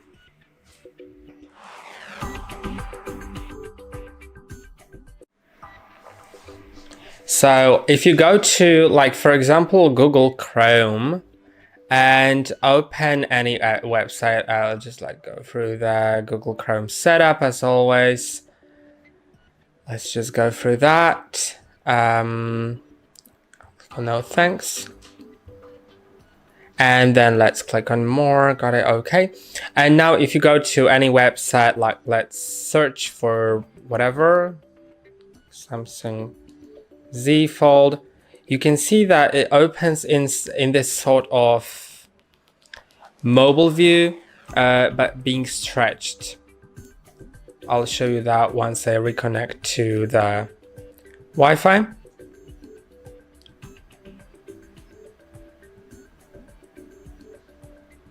Okay, you can see that now it is fine, but it's probably because I have like, yeah, no, it doesn't look fine. You can see it. It's weird. It is pretty weird right now. And it's not like how it should be. You know, everything looks pretty inaccurate. And that's because it has been opened in the mobile view. And to switch to the desktop view, you can either click on three dots in top right corner of Google Chrome to select desktop site. You can see now it looks much better. Then you can also set Google Chrome to always open websites in desktop site view, but it doesn't always work. It works most of the times, but not always. So if it doesn't, then you can like disable and enable desktop site again. But I'll show you how to enable the permanent desktop site view. So go to settings after clicking on the three dots in top right corner. Then go to site settings and scroll down until you find desktop site. Now you can enable it. Then go back. And now if you go to any website, it will open in this desktop view. But if you're looking for a solution that will always work fine without like it being sometimes in mobile, even if it's set to permanently the desktop mode, if you want a better solution, it's just using the Samsung internet. This is the Samsung browser. You can see it has this like planet here. This is where you can find it. You can also download it if you don't have it. And I think it's better like for the DeX mode because it just knows that DeX mode exists and works much better with that. You can see this is the like desktop website, not the mobile website of Google. So if I search for Samsung, just search for Samsung. Yeah, you can see it opens in the desktop website immediately and always opens like that. And if you move back to your phone, if you open a new website on your phone, then it'll open in mobile. If in mobile version, if you just have it unplugged from the DeX mode. And I hope that this video was helpful. Don't forget to like and subscribe. See you in the next one. Hello, in this video I'm gonna show you how to connect Bluetooth mouse and keyboard to Samsung DeX on Samsung Galaxy Z Fold 7.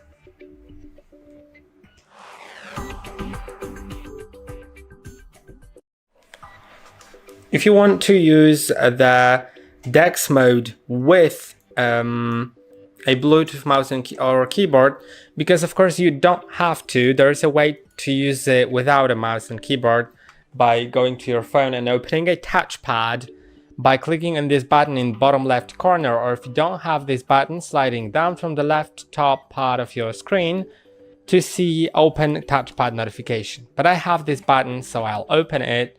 Now you can see it works. But of course, it is way more convenient to use it with a mouse. So if you want to do it, just go to settings. You can do it like on the monitor, but you can also just do it on the phone by going to the settings. Go to connections, then Bluetooth, make sure Bluetooth is enabled. And now you'll need to put your mouse or keyboard in the pairing mode. And different mice and keyboards will be put in pairing modes differently, so I can't really explain you how to do it. You just need to know how to do it on your mouse. Of course, this is like for those that have mice and keyboards that support Bluetooth, because not all support Bluetooth. Some are connected with a cable. If the one that you have connects with a cable, you'll need an adapter for your phone. And that's what I'm using because it's pretty convenient. I have an HDMI cable so I can connect it to the monitor. There's also a power delivery port, USB-C for charging the device, and some other ports like USB ports. And I could use them to connect a wired mice and keyboards, whatever. Also, some, instead of Bluetooth, have a connector like the wireless receiver, and you can also plug it into the adapter if you have an adapter. Or it's called a hub, like if it has more than one port, then it's called a hub. And now I will connect a Bluetooth one because it actually requires more than just plugging it in. But you don't need an adapter for it, at least. Just turn it on if it's not yet on. Make sure it's in pairing mode if like it requires you to put it in pairing mode. As I said, different ones do it differently. Now I'll just go to scan here. As you can see, it has already found my mouse. I can click on pair. And let's see if it works already. Yeah, I think it is connected, but it doesn't really work. I don't know why.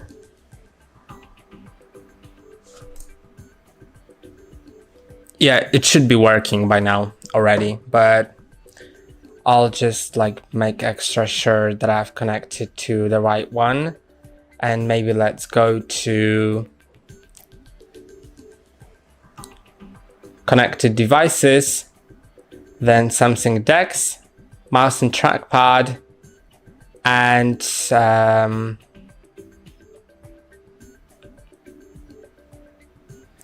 Yeah, like there's no option for me to change it. I'll try restarting the mouse.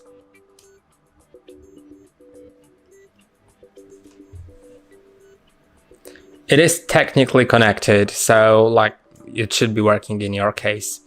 And I hope that this video was helpful. Don't forget to like and subscribe, and see you in the next one. Hello and welcome back to HardReset.Info. In this video, I will show you how to take high-quality rear camera selfies on Galaxy Z Fold 7. Let's begin!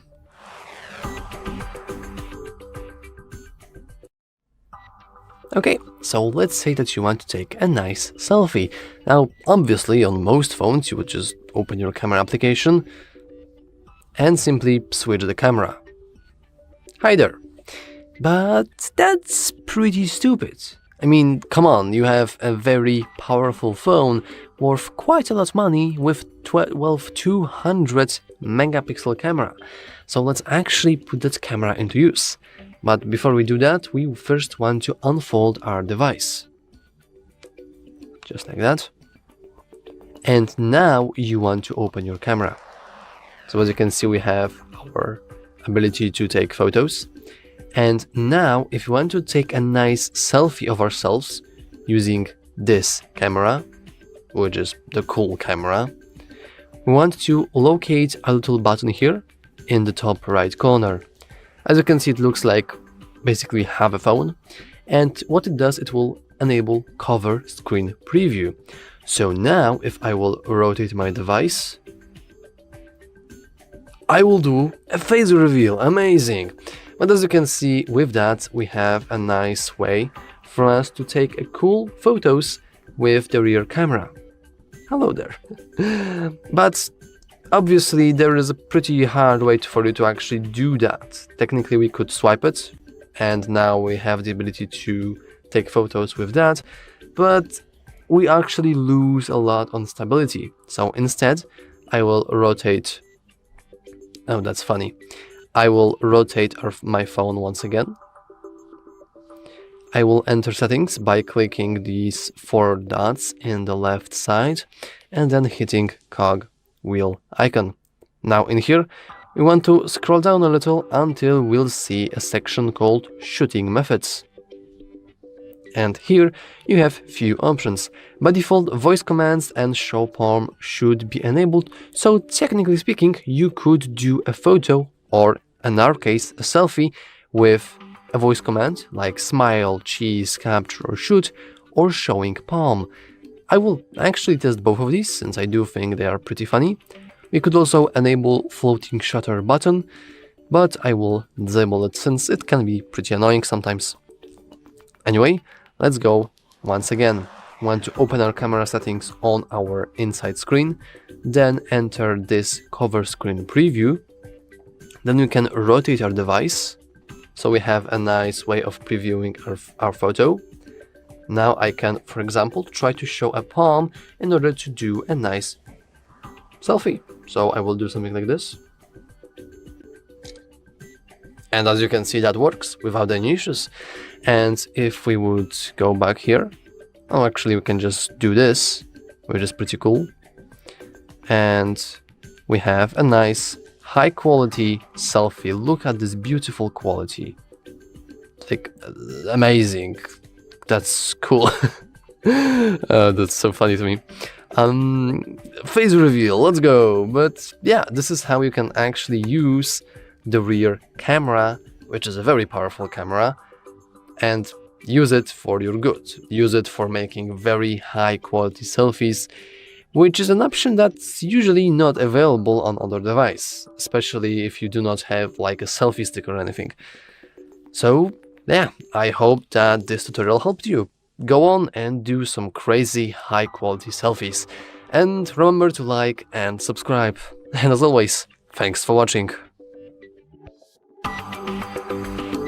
Hello, in this video I'm gonna show you how to use AI Writing Assist on Samsung Galaxy Z Fold 7.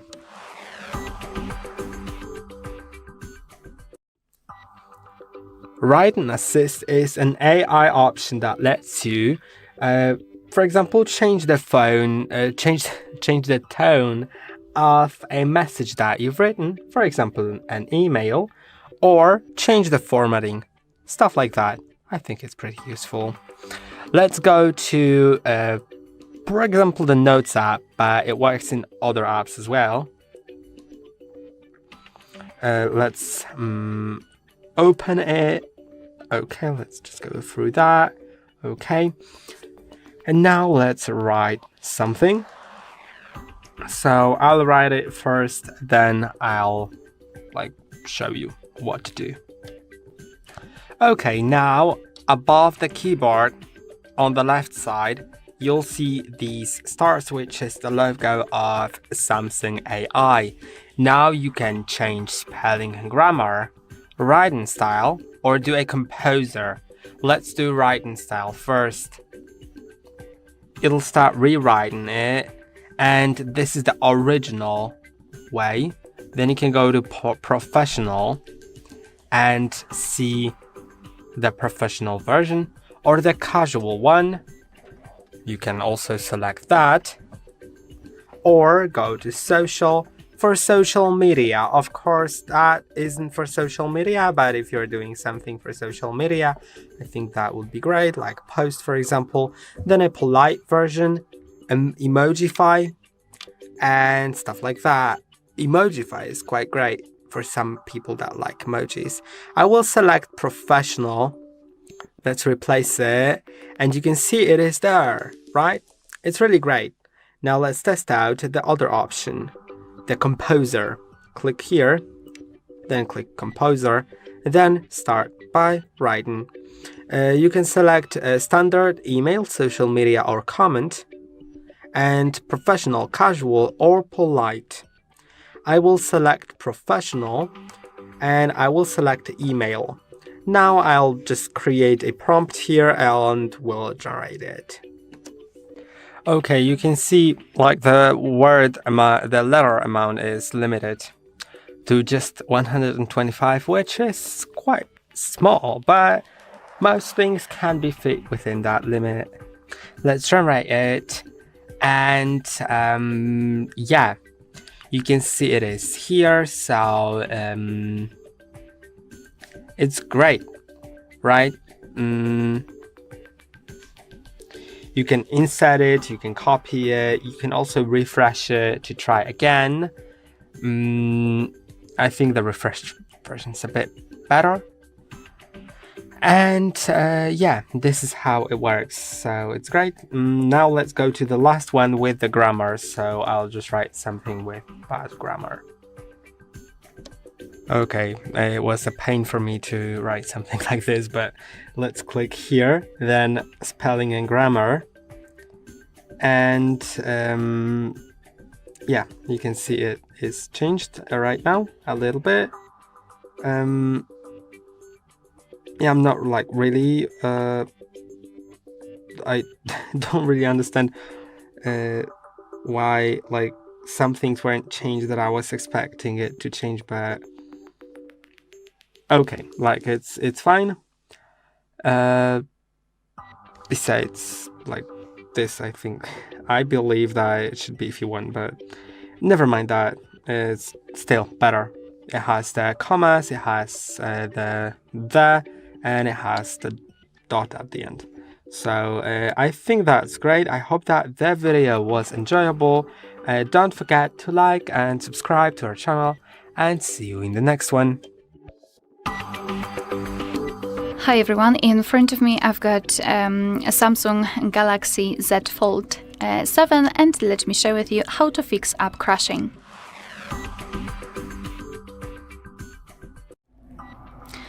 So let's begin with the force stop. So let's pretend I've got problems with my camera, and all we have to do then is to tap on it and hold it, and then tap on this info icon in the right upper corner. we will be immediately transferred to this app information connected with the camera.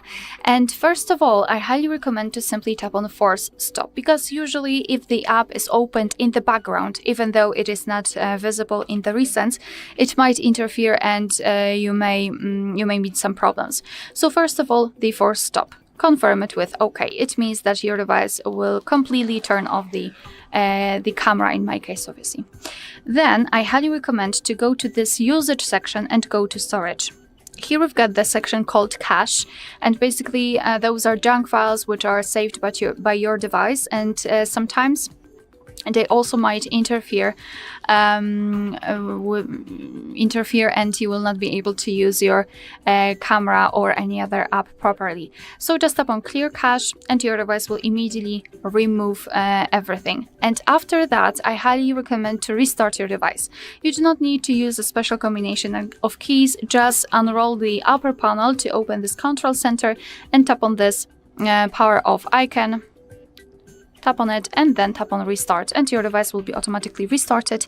And after that, it should, let's say, confirm all of the changes you've made, and hopefully the app will work perfectly fine. If not, you can try to update the app, especially if it is a third-party app.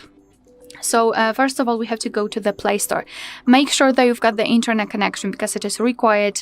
Preferably use Wi-Fi, and also make sure that you've got your Google account added to the device.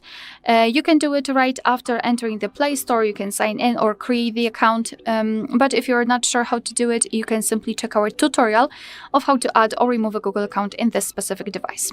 So after entering the Play Store, just tap on search. Here tap on this upper panel and enter the name of the app which you'd like to try to update. So let me maybe enter the Chrome. So the browser. Just tap on the results, and here we will have our Google Chrome highlighted here. Here we've got also the options which are connected with it, and basically if the update is available, you will be able to see this option right here or here. It will simply say update, and I highly recommend to tap on it. Your device will download the update, apply it, and then hopefully you will be able to use a newer version without any kind of problems. If that doesn't work, you can also try to uninstall it. So just tap on uninstall, then give your device a time so it will be able to remove everything from the memory, and then try to tap on install again, because sometimes directly installing the newest version will get rid of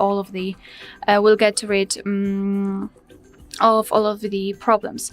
And the last thing which you can try to do is to update your whole device, because sometimes older system versions might not work with newer versions of the app. So to do that, again, make sure that you've got the internet connection, go to the settings, and here in this left section we have to scroll down to find this option software update.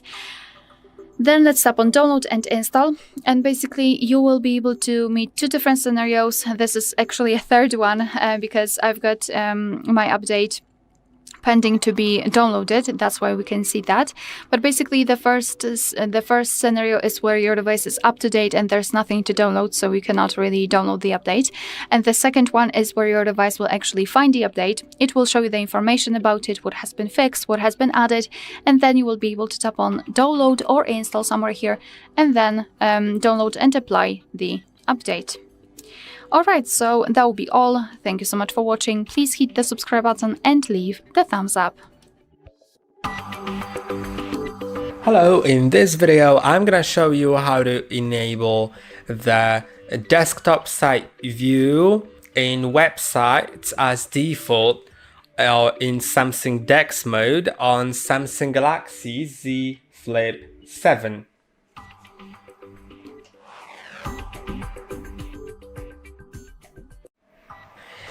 If you go to any website, for example in Google Chrome, because that's where the problem typically occurs. So let's go to the Google Chrome. If you go to any website here, and if you go there for, like, you can see here, it is the mobile version. It doesn't look good. It doesn't look like it should on a computer. sometimes it will be even worse because it'll be stretched and very weird. Like, yeah, it's just, I'll try to like, disable the desktop. Yeah, this is how stretched it may be. It isn't supposed to look like that on a big monitor. And of course, you can enable desktop side view by clicking on. Okay, let's just go back. You can enable desktop side view by clicking on 3 dots in top right corner. And then clicking on desktop side and enabling it. You can see now it is that desktop site, and it does look indeed good. But you'll need to enable it manually every time if you do it like that. But if you go to settings by clicking on 3 dots in top right corner, then settings in Chrome, then site settings, then scroll down until you find desktop site and make sure that the desktop site is enabled. Then in most cases it will work that by default these desktop sites will be open. But it's not the perfect solution because first of all, it not always works. Sometimes it will still open it in the mobile view, and second of all, it like if you later on unplug your phone from the monitor, then new websites will be still opened in the desktop site view. So it's not the best. And if you want to fix it, if you want to the better solution, just close the Chrome and use Samsung Internet. You can see this app is pre-installed on Samsung phones, and if you go into it, it is adjusted for the DeX mode, which means if it's connected to a monitor, it will always display in the desktop side view, and unless you click on 3 lines and select mobile site, but it actually works fine. So this is first of all, that it always opens correctly. And also if you unplug your phone from the DeX mode and just go to the Samsung Internet app and search for something just on your phone, then it'll open in the mobile side view, which is way better on mobile phones. I'll also give you an example of how bad can it look if you just have it in the desktop side view on your mobile screen. So you can see now it's in the mobile version. And if I click on 3 dots in top right corner, select desktop view, here it's not as bad, it's not too good too, but it's in some other places. Let's try to go to Facebook, because I know that Facebook isn't adjusted. Yeah, Facebook on mobile looks like this, but if I switch it to the desktop side view, yeah, no, this is the mobile one. Yeah, so it's adjusted for mobile.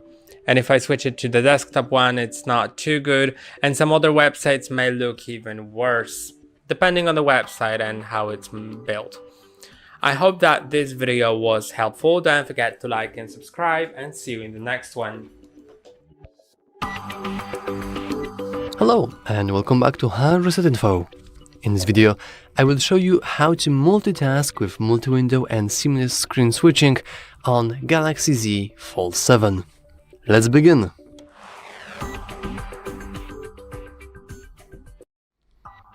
However, before we begin, there are a couple of things that we need to enable first in the settings.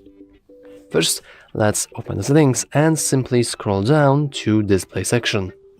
Now, we want to scroll down a little, and right here we have few options. But you will notice that, for example, taskbar, which we'll actually use for this tutorial, is not supported on cover screen. So let's actually use our fold screen and let's unfold it. But I almost know how to do it. And as you can see, we are now in full mode. So, as you can see, taskbar is actually the little, that's not taskbar, is the little bar that appears on the cover screen. or in the main screen actually, since this is technically the bigger screen, so I guess it's the main screen. And what's really cool about this is whenever you open anything here, or you can also use Edge panel, and instead of clicking it, because clicking it normally will just open it normally, like usually. However, if we press and hold something, we can actually drag it anywhere on any quarter or any half of the screen, and actually even open it in the pop-up view. So for example, we can open YouTube here, and we can scroll down our gallery and also scroll down and watch something on YouTube. And even better, we can add even more things. For example, we can add our Google Play Store if we want to. So now we can choose a quarter of a screen. And this also works. Thanks to this enormous screen, we can actually open 4 applications at the same time. So for example, let's go with calculator. I'm not sure why would I use calculator, but here you have it. Or the Samsung browser. Though as you can see, we can't really open 4 at the same time, but we can open it as a pop-up view. So for example, we probably want to open our browser here and our beautiful calculator as a pop-up view. So as you can see, there are plenty of things we can actually enable, but is it like practical? Do we have to do it every time? Luckily, we don't have to do it every time. I will though remove the calculator, since I don't think it's very convenient to have your calculator all the time. But let's say we have our gallery, our Google Play Store, and our browser or YouTube. Like, to be honest, it can be whatever you want. In order to save that, which is very nice, you want to press these 3 dots in the middle of your screen and simply hit your star icon. And as you can see, now we have the ability to add app pair to either taskbar, home screen, or app's edge panel. Obviously, adding it to taskbar will add it here at the bottom. Adding it to app edge panel will add it here. And home screen is self-explanatory. So I will go with home screen. And as you can see, we have added something to our home screen. And as you can see, our shortcut is right there. And whenever we click on it, it will automatically open in exact same position, just like we saved it. I do think that's an incredibly convenient way for you to just use your device. And also, I talked about seamless screen switching. In order to actually enable that seamless screen switching, you want to simply head into your settings, and right on the display, you have Continue Apps on Cover Screen. Because by default, you actually lock your device whenever you close your screen. We can set it to swipe up to continue application, or we can set it to always. So now, if I will go to always, and for example, enable YouTube, now I will take the phone and I will fold it. We can see that we now have YouTube. And if I will open it, we also have YouTube. That's pretty cool. And yeah, I do think that's all for this video. If you found it useful, make sure to leave a like, subscribe, and as always, thanks for watching. Hello, in this video I'm gonna show you how to connect your Samsung Galaxy Z Flip 7 to a monitor with HDMI for Samsung DeX.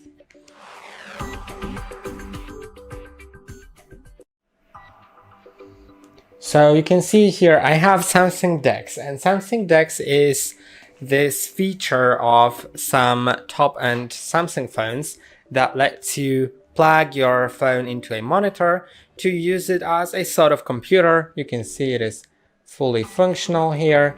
I can do whatever I want, and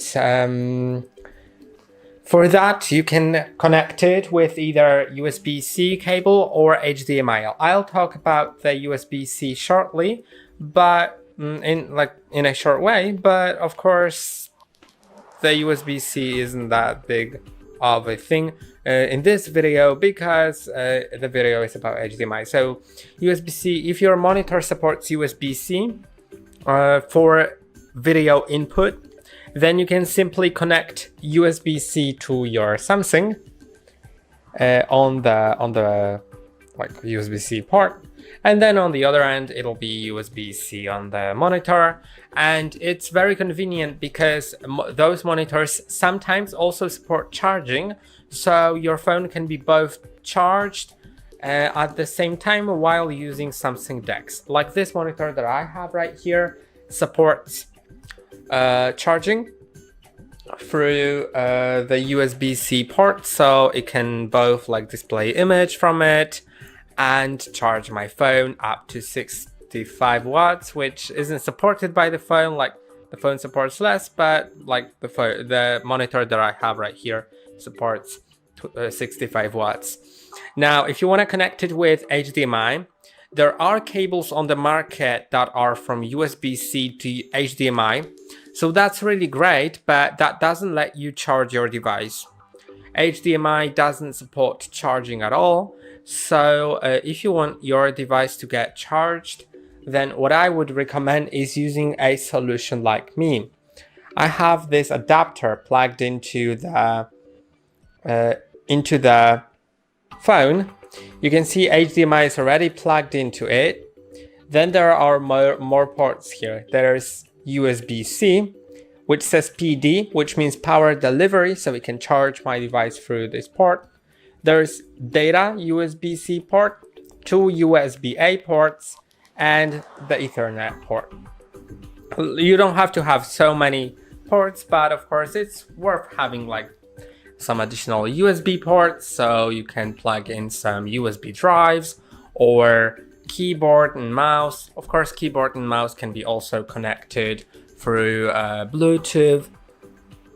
So like I would personally recommend getting a USB-C to HDMI and USB-C, so you can still charge your phone even though it's plugged into that HDMI port. Then on the other end, you just need to plug it into your computer, and also if you're into your monitor, not computer. And also if like your monitor doesn't support HDMI, it probably supports DisplayPort or VGA or DVI, and you can also get like adapters like this, like the one that I have plugged in here. You can see it. You can get cables like this, like for the VGA, DVI or DisplayPort, or if you already have like this adapter, then you can also get a cable from, for example, HDMI to DVI. There's so many options here. And once it's done, this display will show up on your screen, as you can see. Then on your phone, you can open a touchpad to use your phone as a touchpad by simply clicking on this button in the bottom left corner. If you don't have this like square button here, then go to notifications by sliding from the top left. And then you'll see open touchpad notification here. But I'm just going to this notification, like to this button in the bottom. Then I can like move my finger across the screen, and you can see it does move on the monitor. And your phone now functions as a sort of computer. I hope that this video was helpful. Don't forget to like and subscribe. See you in the next one. Hello and welcome back to HardReset.Info. In this video, I will show you what to do if your PIN is not accepted on your Samsung Galaxy Z Fold 7. Let's begin.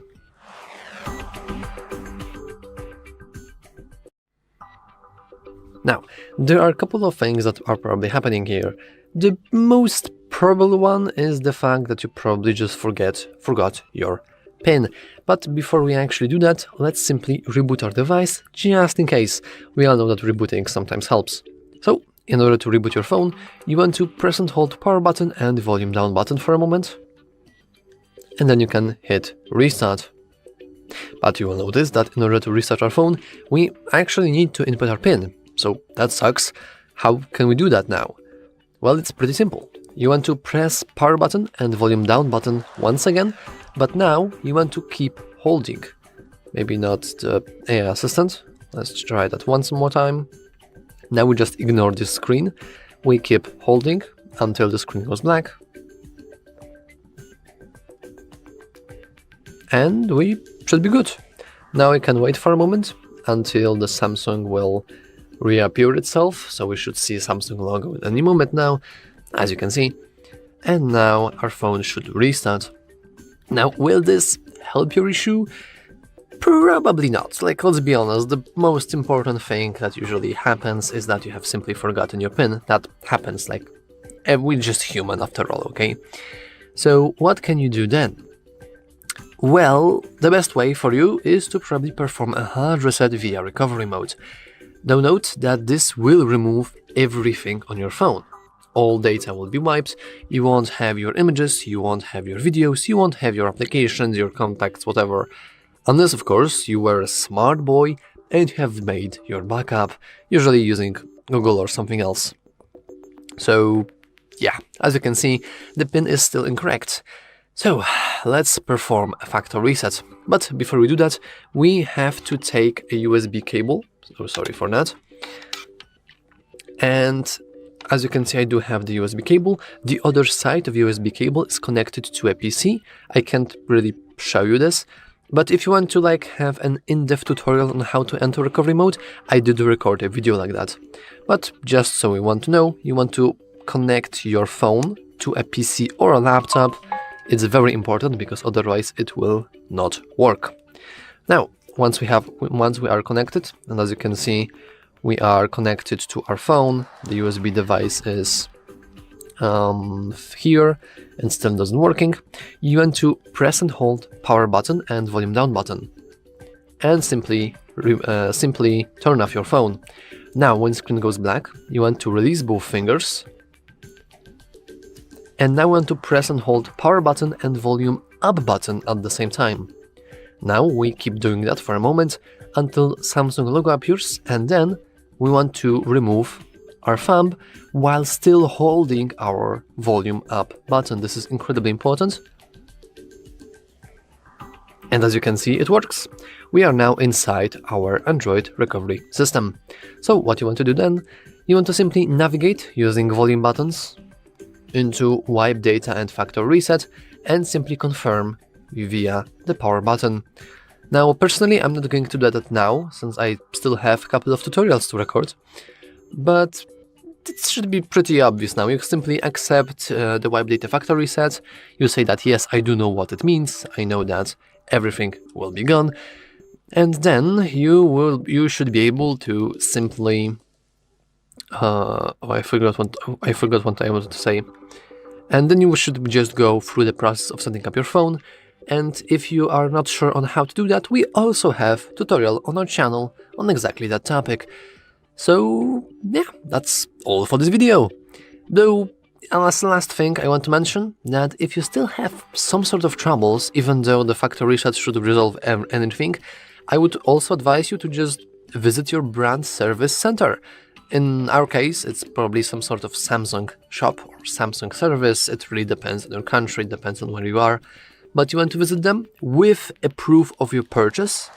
That's very important, because if you don't show up with your proof of purchase that, yes, I own this device, and you come to them talking, hey, I have this phone and the PIN, it's not working, you might look like a thief, you know, they might think that you are a thief, so come there with a proof of purchase, just in case. Though I don't think it really should be necessary, since the factory reset itself should help. Though you will lose all of data, so yeah, that sucks. Anyway, that's all for this video. If you found it useful, make sure to leave a like, subscribe, and as always, thanks for watching. Hello, and welcome back to HardReset.Info.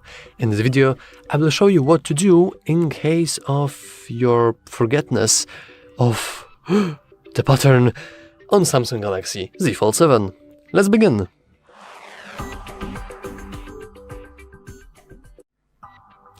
Okay, but the cringe intro aside, let's say you have forgotten your pattern to your phone. So I just unlocked my phone, but of course you won't be able to do it because you have forgotten it. What can you possibly do? Well, there are a couple of options, but most importantly, you probably want to just reboot your device, even though personally I don't really believe in that working. But in order to reboot your device, you want to press and hold power button. I will now go to the lock screen so it sounds authentic. You want to press and hold power button with volume up button until the power menu appears. You want to keep pressing this until the phone goes black. Now I know that technically speaking this shouldn't really help you, but still it's worth trying, especially with the pattern, because sometimes you actually are a victim of some sort of glitch in the system, especially the visual glitches. Though Samsung is pretty well known for pretty good systems, so to be honest, I doubt that this will help you, but once again, it is worth trying.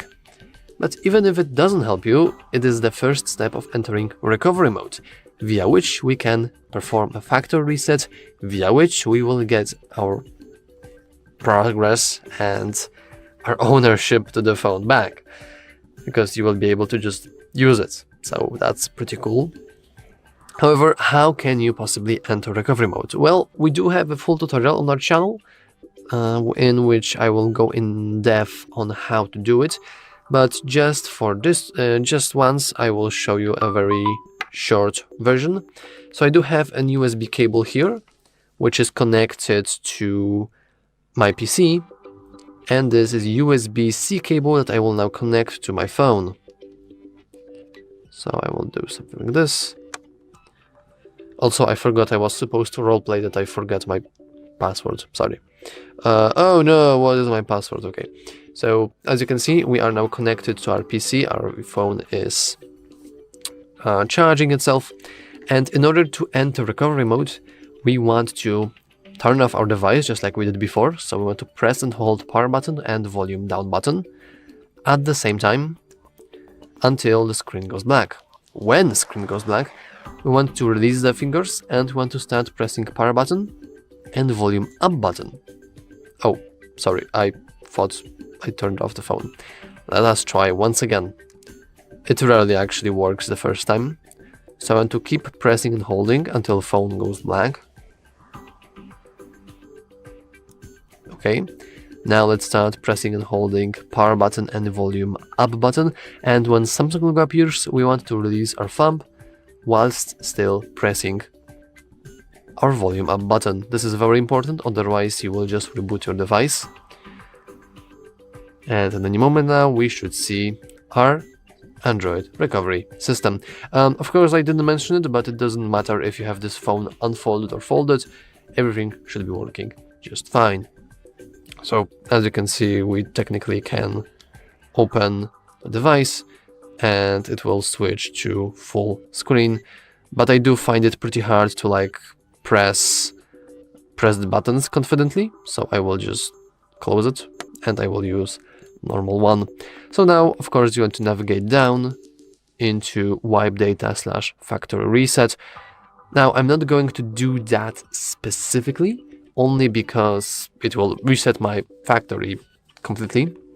However, if you do have troubles with that, and if you want to watch a whole tutorial on how to get through that process, we do have that specific tutorial on our channel.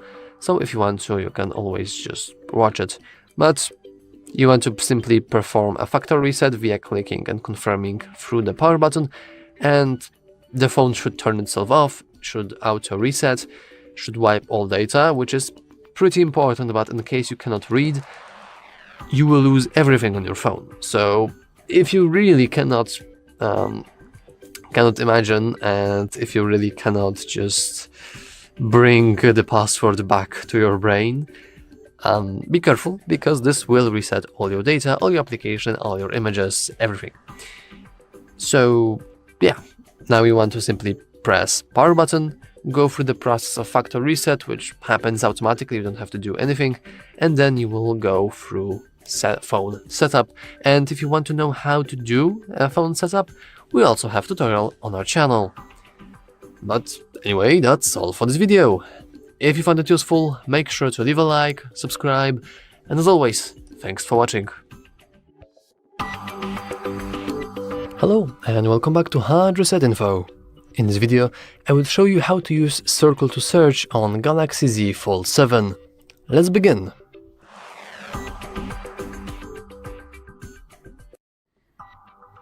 Now, by default, many people actually know what a Circle to Search is. Kind of, but they do not know a full capabilities. And first of all, maybe you don't even know how to activate it. Well, by default, you simply press and hold onto the home screen icon, and then Circle to Search activates, and you should see a similar overlay. However, if you don't see that, then you probably have it disabled. So let's quickly enable it. You can easily do that by heading into your settings, scrolling down a little, and then clicking Display. Inside Display, you want to scroll down until you will see navigation bar, and right here we have Circle to Search. As you can see, even with gestures, you should be able to easily do that by just pressing and holding the little bar at the bottom. So, how can we actually use the Circle to Search? Well, by default, you simply press and hold, and now you can, as you probably guessed by name, circle something to search it. So, for example, we can search ourselves in these settings here, and AI will search through the internet. Usually it will also provide a nice AI overview, and as you can see, the image displays the icon of Samsung Settings, an application designed for Samsung Galaxy Book laptops, particularly those with Qualcomm Snapdragon processors. Now, the AI is sometimes wrong, and it's wrong here because, yes, it is for Samsung Settings, but I don't think it was designed for Samsung Galaxy Book laptops, since I am not on Samsung Galaxy Book. I'm just on the Fold. So, as you can see, you want to take everything that it will say with a little bit grain of salt. But this is not very practical. Let's say you have something very specific on your gallery. For example, I have a picture of the cat. Of course, if you are somehow aware of the meme culture, you probably recognize this cat as a pop cat. We can also try to press and hold, but as you can see, we don't really see. Okay, I'm stupid. I was looking for the buttons. The buttons are here. So I want to press and hold. We can click the whole screen. And as you can see, it did spot it. The image features PopCat, a viral internet meme that originated from a video of a cat named Oatmeal opening and closing its mouth in a popping motion. That's amazing. We even have a full lore about the PopCat, so that's pretty cool. Can we take it even further? Well, yes. For example, we have something like this. It's a mysterious note written in some unknown language. But how can we guess it? Well, technically we could press and hold our Circle to Search and circle the note. And AI Overview should see that the image displays a handwritten note in Polish that translates to subscribe to our channel, and note is signed with BB. Come on, these were supposed to be hearts. Whatever. Technically, we could do that, but that is slow. Instead, you want to press and hold onto the Circle to Search button, and instead of circling, you want to simply hit this button at the right, and this will automatically translate whatever it finds, in our case, Polish language, to English instantly. So we even see with a very similar location how it's written and how it translates to. If you are in whatever place in your foreign vacation or whatever, this feature is a must-have because it will instantly give you much more information than you would have otherwise. And lastly, about Circle to Search, we also have the ability to locate songs. So technically I'm now speaking, I'm not singing or humming a song, but if I would, it would surely detect whatever I would sing. I am a terrible singer though, so I'm not going to do it, but let's say you are in some sort of party and some banger music is playing, and you don't really want to ask somebody what the music is, because maybe you will look like a moron, maybe you are just introverted, maybe you are shy, whatever. In that case, you want to take your phone, press and hold it, and simply press the icon, and the phone will listen for that song and will provide you with a nice title and probably even a link to it. So as you can see, the capabilities of this feature are endless. And of course you have your typical Google search bar with ability to just, talk and search whatever. I doubt something cool will actually show.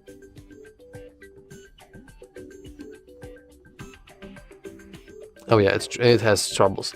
Let's ignore that, but basically you can do whatever you want with this feature, and I hope that this little tutorial actually showcased you how you can easily do that.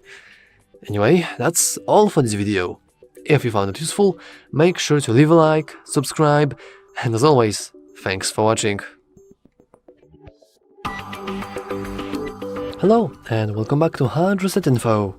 In this video, I will show you how to use Now Brief on Galaxy Z Fold 7. Let's begin!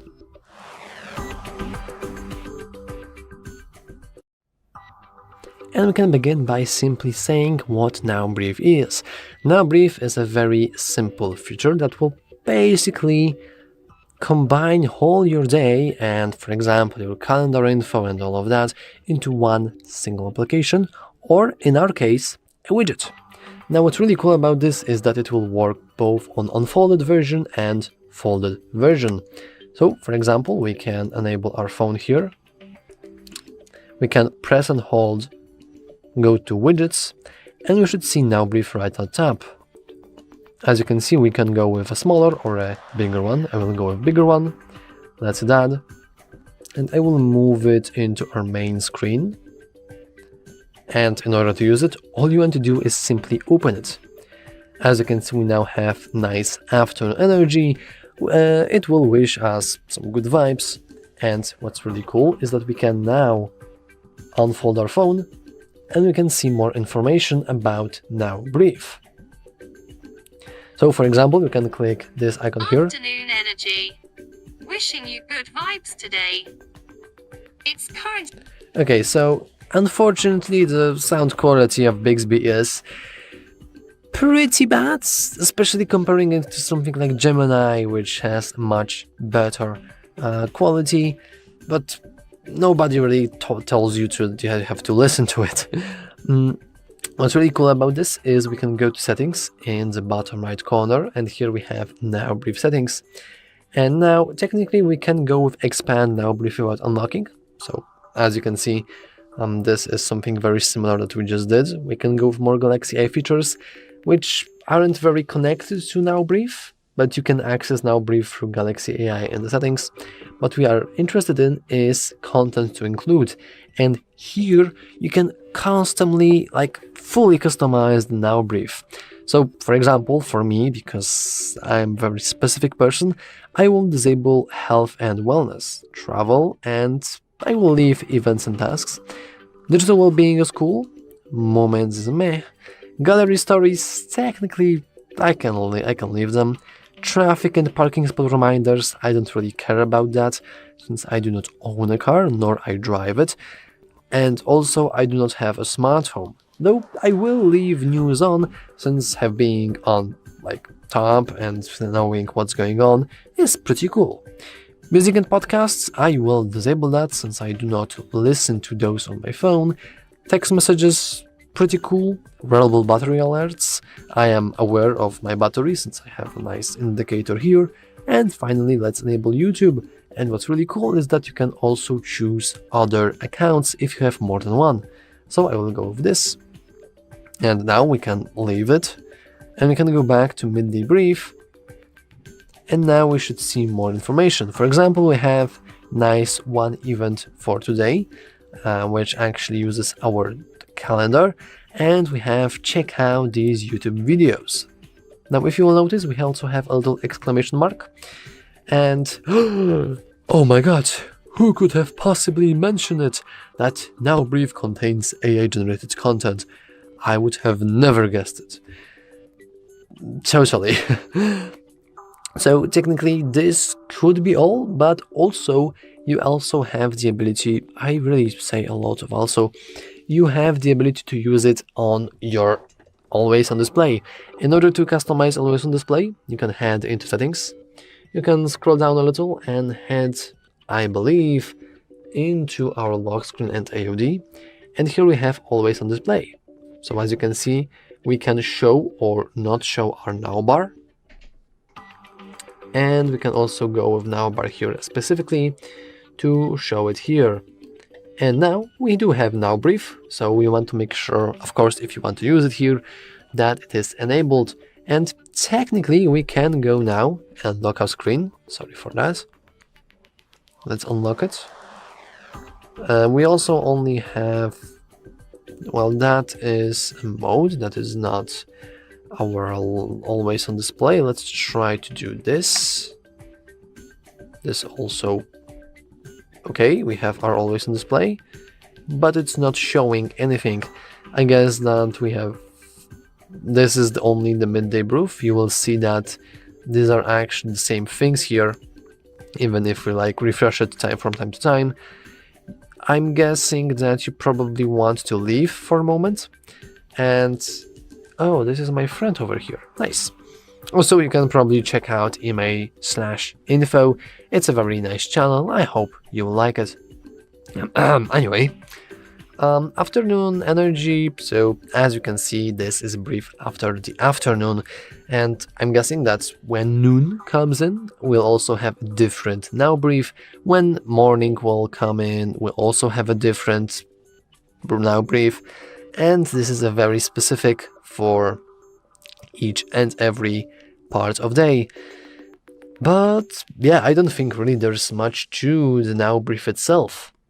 If you found it useful, remember to like and subscribe, and as always, thanks for watching. Hello and welcome back to HardReset.Info. In this video, I will show you how to use flex mode on Galaxy Z Fold 7. Let's begin.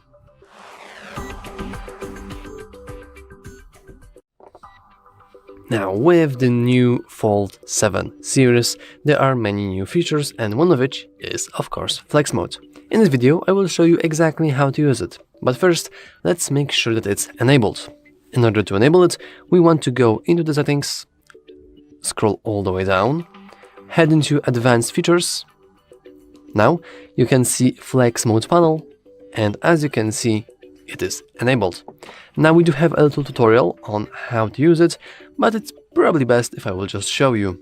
So, I will now remove calculator from this list, because by default you have nothing here, which is pretty important, but don't worry, we'll get into that later.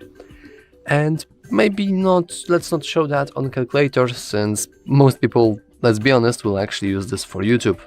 So let's open our YouTube, and now we can unfold our phone. So yeah, we are now in the YouTube like that. And let's fold it slightly. And as you can see, a little icon appeared. As you can see, if I will unfold it, the icon disappears. And if I will just fold it slightly, the icon appears once again. Now I will put it as a little laptop almost. And if I will click the icon, it actually works like a laptop. Like, this is crazy. We have a little cursor now, and we can fully scroll down. We also have these different UI that actually helps us. So, oh, that was a mistake. Yeah, I would advise you to keep that folded but more, because otherwise it can be very easy to unfold it.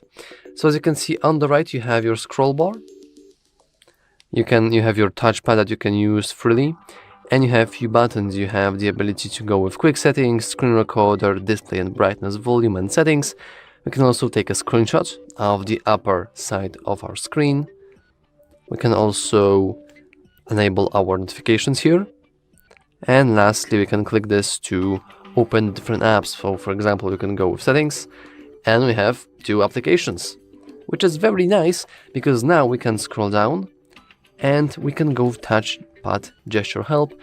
And actually for that I will unfold the phone completely so you guys can see this very easily.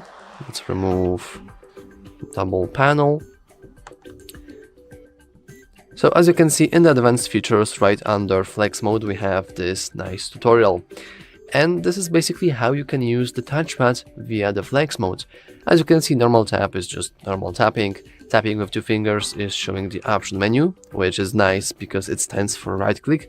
And I do think it's very cool they've actually did that, like you have basically built-in laptop inside your phone, which is certainly an interesting feature, and I doubt many people will not use it. I mean, you already bought the fold phone, just use the fold functions. So as you can see, we do have plenty of functions, and if you want to have this mode turned on automatically, you want to simply go into the flex mode panel, go into auto show apps when focused. Actually, let me lower the brightness just a little bit because I'm not sure if you guys can see clearly enough.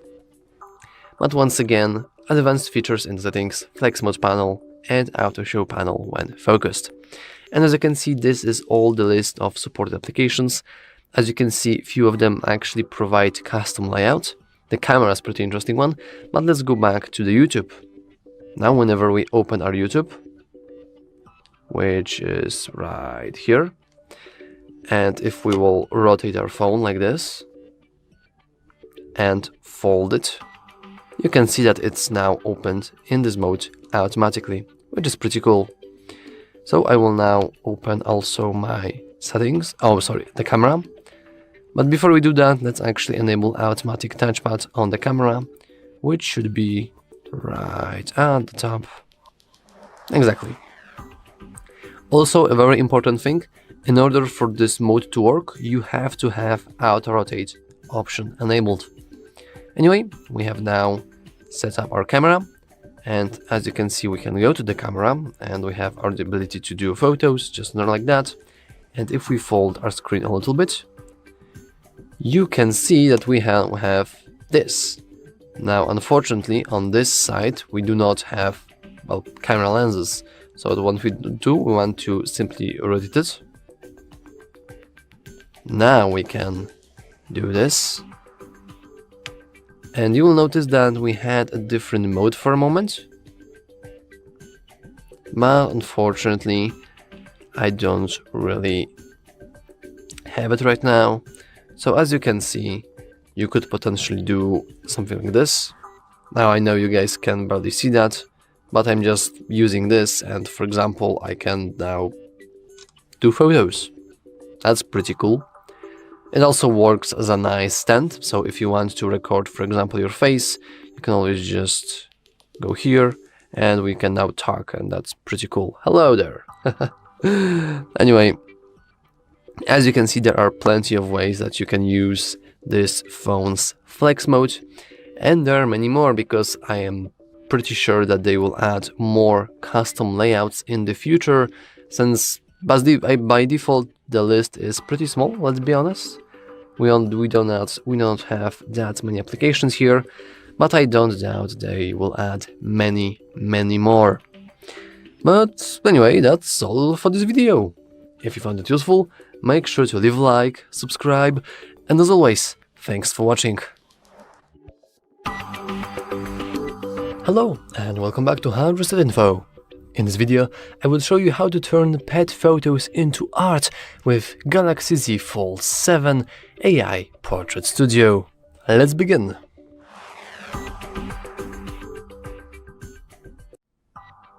Now, unfortunately, I don't have a pet on my own, but I did download a very famous PopCat meme.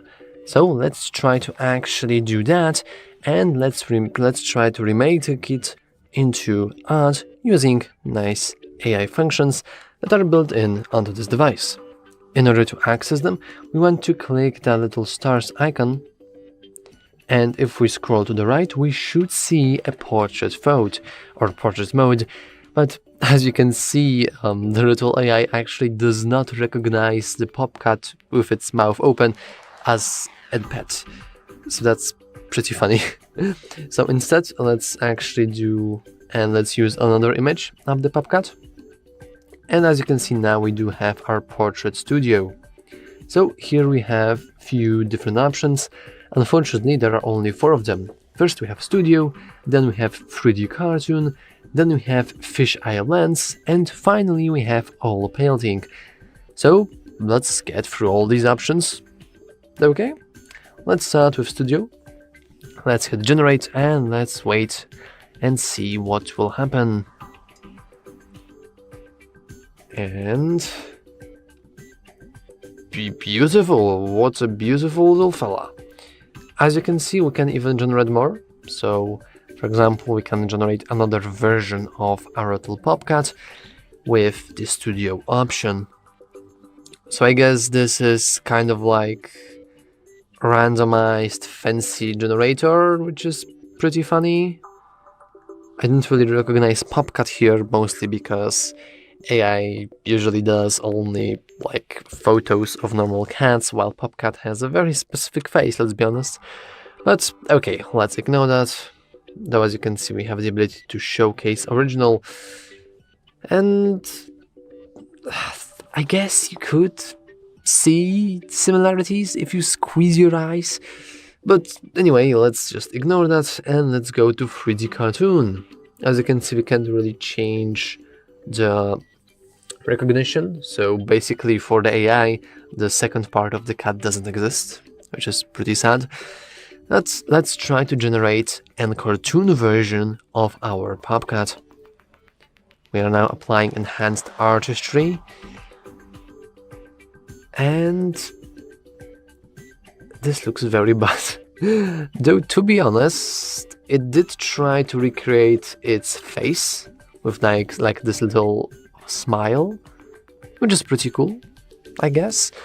We can try to generate one more. So let's generate another one from the cartoon filter and let's see how this will look. Okay, it also tried to recreate a little smudge, and it actually works better because this cat has better proportions, whatever this is. We can try to do it one last time, since I guess many people will actually play around with that cartoon mode. Though note that even though you have this cool built-in function, you can always just go to like ChatGPT or whatever and he will do the same thing, probably with better results. Yeah, the second one is probably the best result. It's not a fan of this, but whatever. Anyway, let's leave behind the 3D cartoon for now and let's head into fisheye lens and let's see how this will look. We'll have to wait for a moment, and after enhanced artistry we have the fisheye, which looks odd, to be fair. I'm not exactly a fan of this cat. Let's try to generate one more PopCat via the fisheye lenses. Though it did look odd. I mean, I guess that's the appeal. Okay, this is interesting. None of this actually looks real. The shading looks off. Well, let's just ignore that and let's go to the final oil painting. I really expect a lot from that last filter. Let's ignore the notification and let's see what will happen.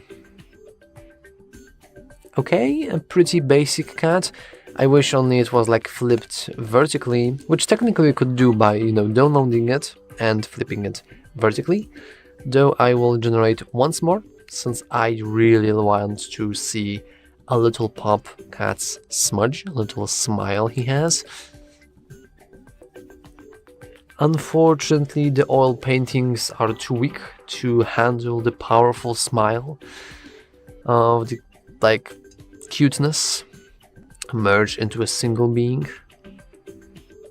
Yeah, unfortunately, I do see that they only generate a typical cat with just its colors, with just its fur. So that's kind of disappointment. Yeah. I guess it tried to mimic like the Renaissance painters, whatever. This looks probably the closest one to the smudge. So technically we could go with like going into gallery Now we are in the gallery. Yeah, let's leave the portrait studio. And we could potentially edit it and flip it horizontally. So we can now save it. And I guess this is probably the best result you will have. But hey, if you ever feel bored, you can always do a funny thing and you can transform your pet into a nice cartoon or oil painting or whatever you please. So yeah, that's all for this video. If you found it useful, make sure to leave a like, subscribe, and as always, thanks for watching. Hello and welcome back to HardReset.Info.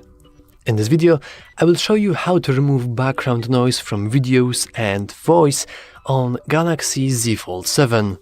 Let's begin!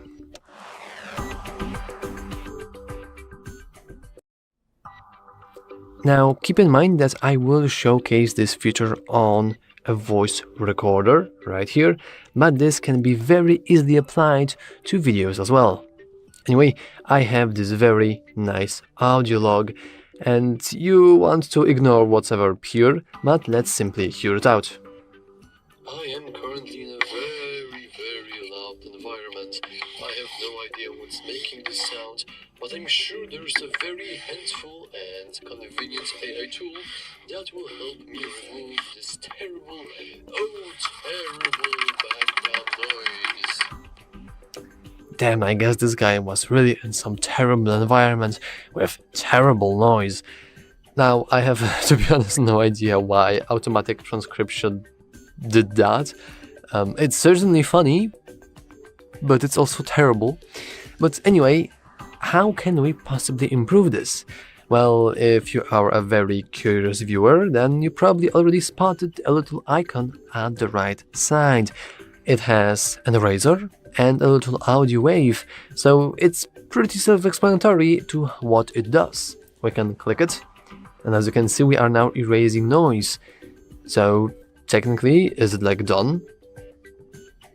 Well, I guess so. We can try to hear it once again, because I don't really see how can we potentially do it. And on the top, we only have the ability to transcribe, summarize, or translate it. So let's try to hear it one more time. I am currently in a very loud environment. I have no idea what's making this sound, but I'm sure there's a very... Well, the sounds were too powerful. Let's try to do it one more time. I am currently in a very loud environment.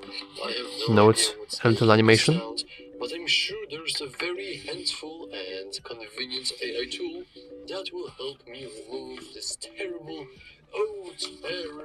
background noise. Okay, so technically this now should be fixed, hopefully. I am currently in a However, there is also a high chance that unfortunately the loud was too loud. So we can do a very simple thing and we can record another one. So I am now recording something and I will take a little logo here and I will slightly move it. Also, I will, for example, do some random sway noise that almost is, I don't know, reminiscent of some sort of wind. Interesting. I don't really want to waste a lot of your time, so I'll go with quick noise 2 or noise, whatever. So now we have our noise 2, and the transcription is also terrible, which looking pretty funny. But yeah, we can hear it out. So I am now recording something, and I will take a little logo here, and I will slightly move it. Also, I will, for example, do some random... Okay, to be honest, what is going on with that transcription? I have no idea. Anyway, let's go with erasing noise. And looks like noise has been erased. So, I am now recording something and I will take a little logo here. And I will slightly move it. Also, I will, for example, do some random soy noise that almost is, I don't know, reminiscent of some sort of wind. Interesting. Okay, it did help. This time I actually didn't make such a loud noise when recording this, so you probably can hear the improvement. Now, technically, all we need to do is simply leave it. Alternatively, I think we can save it or mark it as favorite. I have no idea how to really save it, but as you can see, maybe we can now go with transcribe text. Maybe it will do it. Why are you transcribing it to Dutch? Why? I am not Dutch. I am speaking English. Let's ignore the transcription. This is not a transcription tutorial, this is removing voice tutorial. Now, this technically works, and just so I can show you, I will quickly record something. So for example, I have like my Galaxy Flip, and I can now talk something, and also I will take my hand. I will do a little noise. I guess you could hear that noise. But once again, I don't really want to do it too loud. And also I will take my hand. I will do a little noise. So as you can see, the noise is audible. So what we want to do now is, actually we don't really have to go into edit icon. We can see the little eraser icon right now. Let's click that. Let's erase some noise, and let's hear it one more time. I can now talk something, and also I will take my hand. I will do a little noise. I guess you could hear that noise. And as we could hear, we did not hear that noise. I mean, there was like very slightly amounts of it, but it's a vast improvement over the original. So yeah, that's pretty cool. Unfortunately, I do not see an option to actually save this as a different file. It will actually override your sound, so be careful while using this feature. Though, anyway, that's all for this video. If you found it useful, make sure to leave a like, subscribe, and as always, thanks for watching. Hello and welcome back to HardReset.Info. In this video, I will show you how to improve gaming performance on Samsung Galaxy Z Fold 7. Let's begin!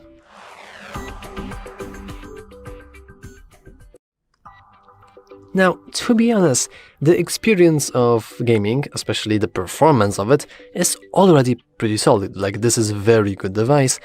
However, we can still improve it. First, you want to head into settings. Then, you want to scroll almost all the way down and head into advanced features. In the advanced features, you want to scroll all the way down and head into game booster settings. Now, here are a few settings that we are probably interested in. The very first one is at the top, and it's probably the most important one, the game optimization, currently being set to balanced. If we would set it to battery saver, our performance would drastically drop, but we would save a lot of battery. But of course, this is a improving gaming performance tutorial, so we want to set it to performance for better performance. What's even cooler is that we can enable some customization for specific games. As you can see, I'm not a very good epic gamer because I only play Clash of Clans, but we don't really care about that. We can click that customization and we can set custom things. For example, we can set it also to performance, or even better, we could set it to battery saver. This means that every single game would be on performance mode, except our little Clash of Clans, which is different. But let's remove that. We can also bump up the FPS, we can also bump up the screen resolution, and we can also enable frame booster. So let's hit save, and as you can see, we do have the same things here. So for example, we can enable gaming motion smoothness, which will use more battery, but will give us smoother animation. Quick action button, which basically gives you this nice in-game panel for games, and that's about it. However, there is a nice way that we cannot, well, not really improve gaming performance, but gaming experience. Let's scroll down into the settings and let's head into modes and routines. And in the modes and routines, you will notice that you have game mode already built in. Now, as you can see, I did already customize it, so we can delete it. and we can customize it from scratch. So let's go with no game, and let's go with game mode. Let's go with that. Now, how do we want to turn on our game mode if game is being played or app is being opened? Now, usually you probably want to go with this one, unless you have some like very niche game that isn't like recognized by the system as a game. Then you want to go with app opened, and then you want to choose a very specific application. For me, it would probably be Clash of Clans. So I will go with done. And now let's go with next. Now, what will happen when this mode gets activated? We can enable the not disturb mode, and we can remove every single calls and messages and apps notifications, so we'll have a peace gaming experience. Peaceful, not peace. Let's hit done. Let's hit next. And now we can also choose additional things, what we can do or what we can automatically set up when we are in game mode. So, for example, we can block Bixby during games. So we want to go with done. So Bixby will shut up and won't really bother us with anything. We can block edge panel, so we won't accidentally enable the edge panel during gaming. We can make sure that our sound volume is disabled, so we have no notifications, no ringtone whatsoever. Sure, we could. And the same things go with media volume. We can bump up the speakers or wired headphones or Bluetooth audio. As you can see, there's plenty of customization options out there.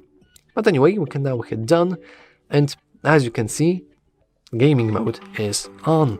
But can we do more? Well, of course we can. If we go to game and other action, we can scroll down and we have few suggested actions. However, we can also click add action, and now here's the funny part. We can do everything here. So for example, we can like choose anything that usually can be found inside our settings. So for example, we could go to gallery and we can show image. I'm not entirely sure why we would do that, but sure. We can go with phone, and we can automatically decline the call and send a quick message with "Can you call me back later?" or like custom message, "Leave me alone. I'm gaming." That's it, done. So as you can see, we do have now that whenever we are in the gaming mode, we'll automatically decline any calls. Now this is a bit extreme, but you can set it up. And you can set even more things. For example, we can go notifications, and we could show custom notification. So we have something like, "Oh my god." And let's go with, "You're such a god gamer." Or even better, we can go with something funny like "new message from..." Let's go with GF, and let's go with like some something like this. And of course we can add even more icons, but I think this is enough. Though I don't think we'll actually receive custom notifications, since we'll also enable ourselves do not disturb mode, which is right here. So I will remove the not disturb mode just so we can receive this fine notification. And let's try to open Clash of Clans and let's see what happens. So I will remove the sound. Let's go with Clash of Clans. Boom. Oh my god, we have received a message from our girlfriend. That's about it. As you can see, you can absolutely fully customize whatever you want here. You can add even more custom or funny stuff. And yeah, that's about it. If you found this video useful, make sure to leave a like, subscribe, and as always, thanks for watching. Hello and welcome back to HardReset.Info. In this video, I will show you how to maximize battery life on Galaxy Z Fold 7. Let's begin!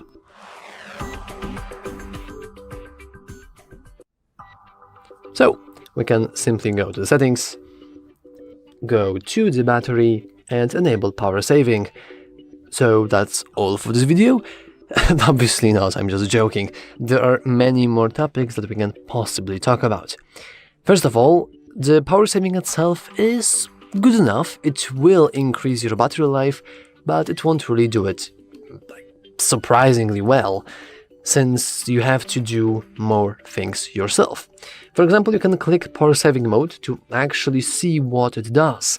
So as you can see, it will limit the CPU speed, it will turn off always on display, decrease brightness just a little bit, set motion smoothness to standard, which basically means that it will play only at 60 Hz, it will enable dark mode, and finally set screen timeout to 30 seconds. And to be honest, these are all good changes. You see, whenever you, for example, switch to a dark mode, you will actually save battery. This is thanks to the ability of OLED screens that makes them waste more battery or use depending on brightness of the pixels. So if you have a full bright screen, you will use more battery. However, if your screen is consistently more darker, then you will waste less battery. So then we also have the ability to enable battery protection. Now, while basic is pretty good, I would strongly advise you to go with adaptive one, since it will learn your sleep patterns and basically will increase the lifespan of battery a little bit. But even if you don't want adaptive protection, just please have it enabled. If you do not have it enabled, you will butcher your battery down. Trust me. However, are you supposed to use always on display all the time? I know that some people don't have really problem with that, but limited CPU speed, limited screen refresh, that's kind of a bummer, right? Now, technically, we could just do it automatically. I mean, not automatically, manually. We could, use our phone as a normal, and then whenever we are dropped, for example, below 30% of our battery, we just go to the settings and enable power saving. But let's be real, who will actually do that? No one will remember doing that. Sure, you will have notifications that, hey, you have only 20% of battery, please charge me up, but many people just ignore them. So instead, let's automate this process, and we can do that using routines. Let's head into routines and simply head from mode to routines. Now you want to click that plus icon and you can create new routine. Now I'm not going to go into too much detail into routines themselves, because I just finished recording a tutorial for modes and routines exactly for the Galaxy Z Fold 7, so if you want to, you can always check it out. But what we want to basically do is we want to set a condition and what we want to do after this condition is met. So for us, we want to click add new condition, and we want to scroll down a little under device, and as you can see here we have our battery level. So we can now switch it, so battery level is, for example, 20%. I think it's a very typical battery level whenever something goes wrong. And we can set it if we want to set it to below or equal to or above. I will go with below because we want to maximize our battery life. So then we want to go with add what this routine will do.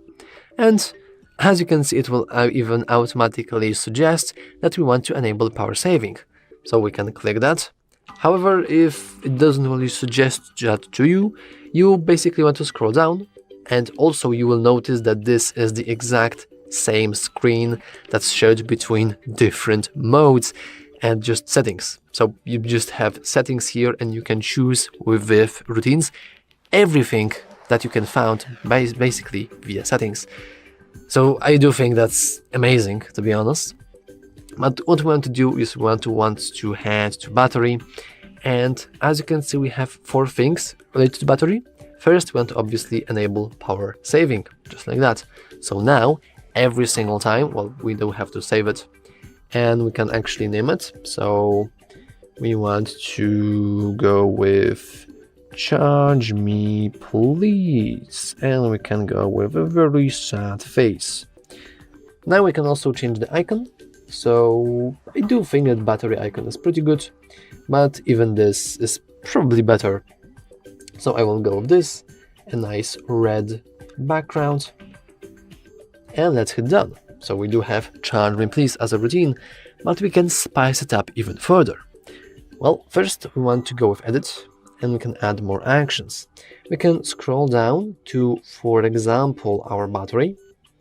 We can enable battery protection, and we can go with, well, technically we could only even disable that, since after we'll go further, that means above 20%, this will automatically turn on.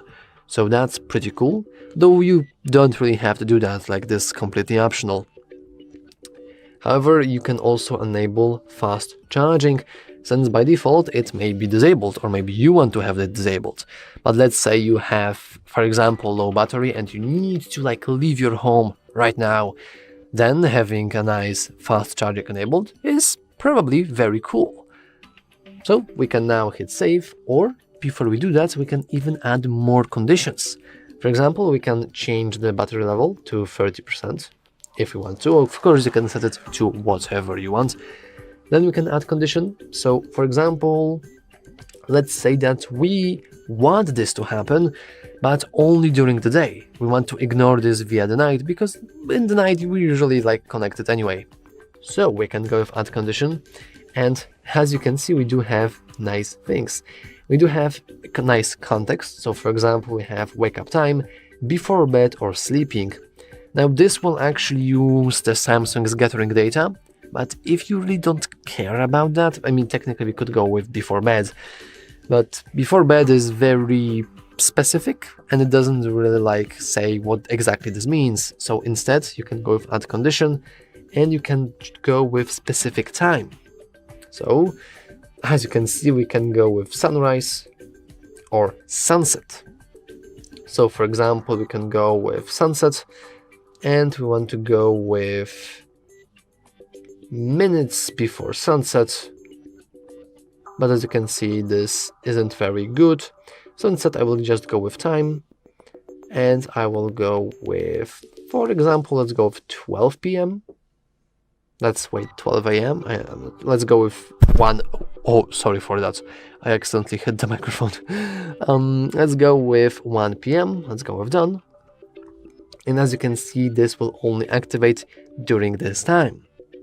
Or alternatively, if you trust Samsung with its convenient set of conditions, you can just go with before bed. So now, whenever our battery level is below 30% and before we are in the bed, this will activate. And of course, you can further customize it as whatever you want. As I said before, this is only battery specific, though we do see a little warning icon that this condition won't really work, since it doesn't really know where I want to go to bed. So this is a pretty nice warning. If you want to, you can, as I said, set it to a certain time, but you can do whatever you want with that condition. But once again, if you want to have a deep dive into conditions and routines, you can watch my tutorial on that specific topic. Anyway, that's all for this video. If you found it useful, make sure to leave a like, subscribe, and as always, thanks for watching. Hello and welcome back to HardReset.Info.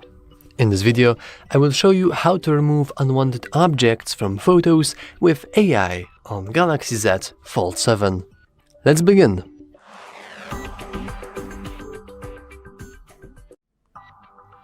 So, before recording this video, I did few different photos, 3 to be exact. But before I'll actually show you, let's enable the bigger screen, shall we? So we can see much better how AI will actually look. This is kind of a tutorial, but also kind of a test to see how this AI actually works and is it even that good in the first place. So let's begin. So as you can see, this is the first photo I did, this is the second, and this is the ultimate very hard test. But let's start with this one.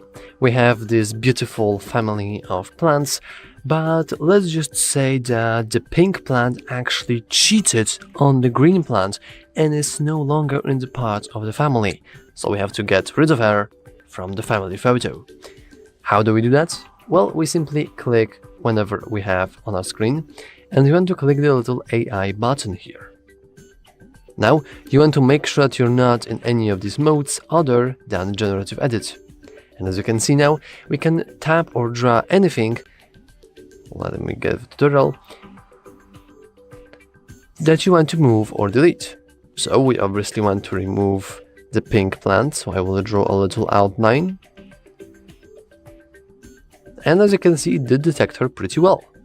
So I will also add the little shadow, because we don't want any glooming presence around her. And there's also a little bit of shadow here. Can you please get it? Mr. AI? Oh, Mr. AI has troubles, but I guess he is pretty good.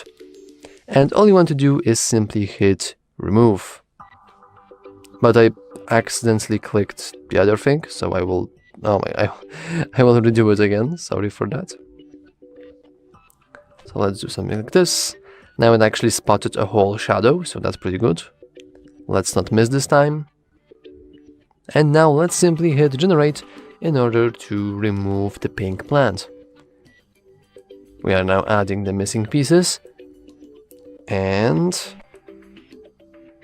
that's looking surprisingly good, to be honest. We can also enable show original to have a side-by-side comparison, and that's looking surprisingly well. Nice. But of course, this was a very easy test. Let's go with save copy, just so we have a little souvenir, and let's go back to this one. Now this is another family photo, and you will notice that actually there's one guy who is not from the family, the white one. We do not like the whites. So let's also remove it. But this time we won't really tap it. No, we won't really draw it. We'll simply tap our icon. And as you can see, it actually did detect it pretty well. So we could potentially remove it. But, you know, there is a nice wide space, so there's probably won't be any issues with moving it. Instead, I want to actually move it. So I will click this, but I have to click this specifically. And now we have the ability to resize it or move it. So let's try to resize it. Let's try to move it like here. And you can resize it even bigger.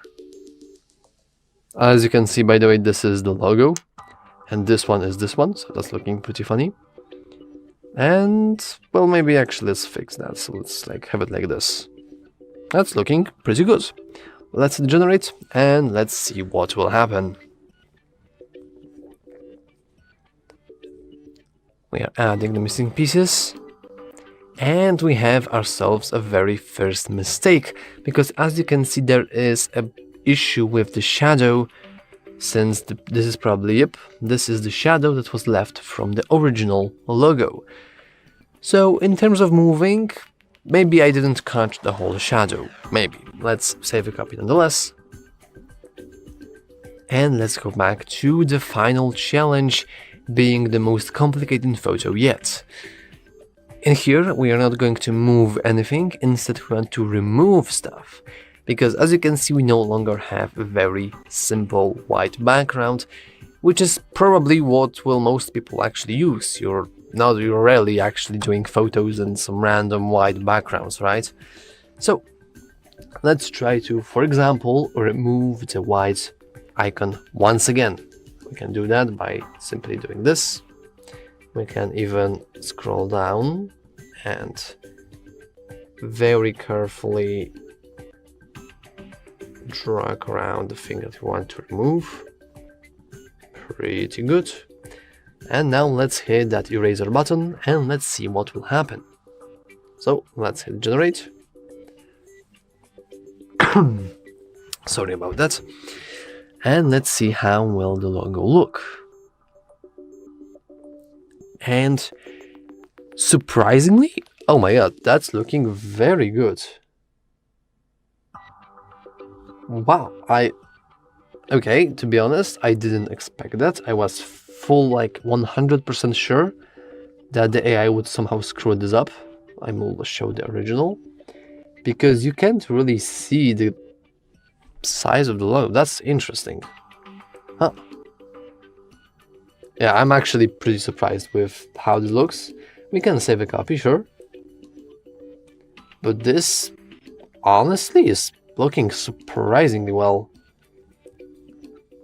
Yeah, this is the original and this is the changed one. And it even got shadows right. Like, this actually looks like a real photo. And the texture is pretty good. Though you will notice that there is much more detail on this texture. By the way, this photo was made with the 200 megapixel rear camera. But you can see that in here there was the logo and the texture is slightly weaker. But on maximum zoom out, I don't really think you could spot it. So that's looking pretty well. Anyway, we now want to remove also our little small plant here. So let's go with Generative AI. I'm sorry, Generative Edit. Let's zoom in and let's carefully crop out our little plant. It did spot its size pretty well. So let's hit remove and let's hit generate. There are no logos that actually obscure the vision, so this also should look pretty well. Though you will notice that actually the arrow got cut, which is unfortunate, because by default I can actually show you we have little arrows on our logo, and the AI actually cut the other part of the arrow, which is unfortunate. However, if you would zoom out, okay, yeah, it is visible since this is a very obvious issue with the design, but it's looking surprisingly good anyway. I guess that the reason this worked is because this was a very easy oval shape, and this one is a little bit more complicated, so it failed with changing, so yeah. But as you can see, this is the difference, which is still pretty good. So anyway, I hope that after this video you have a pretty well understanding on how to use this generative edit feature and how good actually is it. Anyway, that's all for this video. If you found it useful, make sure to leave a like, subscribe, and as always, thanks for watching.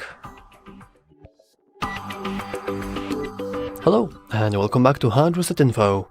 In this video, I will show you how to use Gemini Live AI Assistant on the Galaxy Z Fold 7. Let's begin!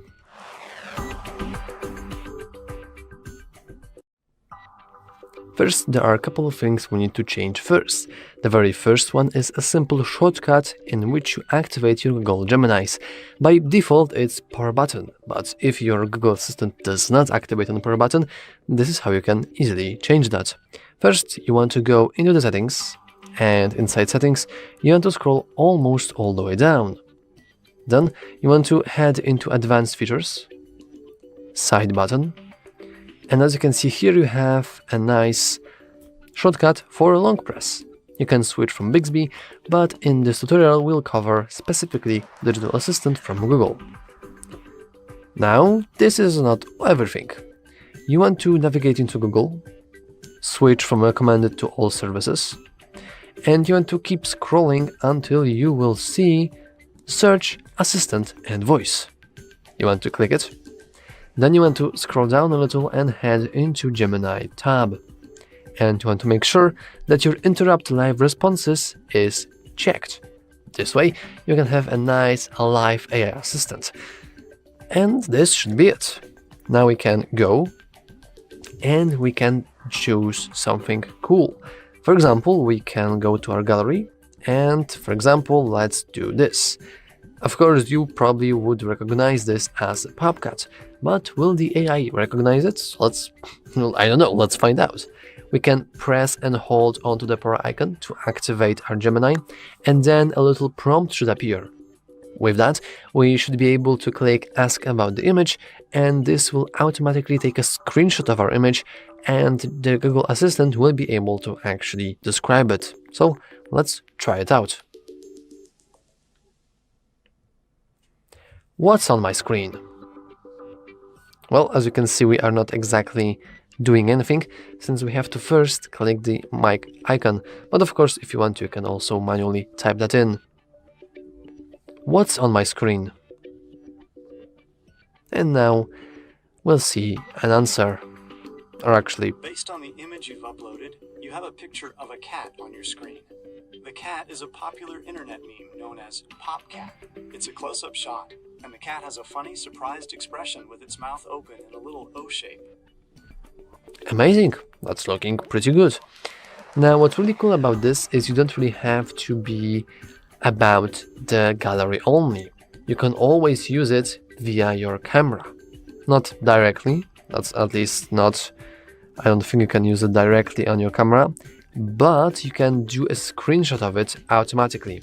So, for example, I can do this. So this is the logo. You can hear it. You can see it right here. I will also press and hold the power button, and I will ask him to describe what's currently on my screen. What's currently on my screen? I'm sorry, I can't see your screen. I am a large language model, not a visual assistant. Now, this is a lie. Let's do it one more time, but this time we'll actually enable something very important. Well, let's actually do a new thing. And Hi, I'm Gemini. We're about to go live, where you can explore complex topics or ideas just by talking. But before we get started, take a quick look at this important information. yeah, so this is the live Gemini. The one I showed you before is just a typical normal Gemini. But this is something that actually you will be able to tag with dynamically, and it will automatically and dynamically scan your screen, because the previous one only had this ability once you've provided him a screenshot. So we'll hit OK, and now we can share entire screen, and only entire screen. We don't really have the ability to share something else. Okay, I understand. So you're looking for a way to share something other than your entire screen. Is that right? Stop. Thank you. So activating Google AI Gemini is pretty interesting, because you technically just press and hold and then share screen with live. This will change the Gemini mode from the assistant to an actual AI assistant that sees what you're currently seeing. So I will now stop talking to you, like the viewers, and I will try to talk to the Gemini to demonstrate how it works. Can share screen. What's currently on my screen? What am I looking at? Okay, I see a green stylized power button. It's the kind of icon you might find on a computer or other electronic device. What would you like to know about it? Is it an icon of like a popular YouTube channel perhaps? Can you search a web for it? I couldn't find a popular YouTube channel with that exact icon. It looks more like a generic power button symbol. Did you have a specific channel in mind? Yes, but I'm actually testing you right now because I work for that channel and I'm currently recording a video on you.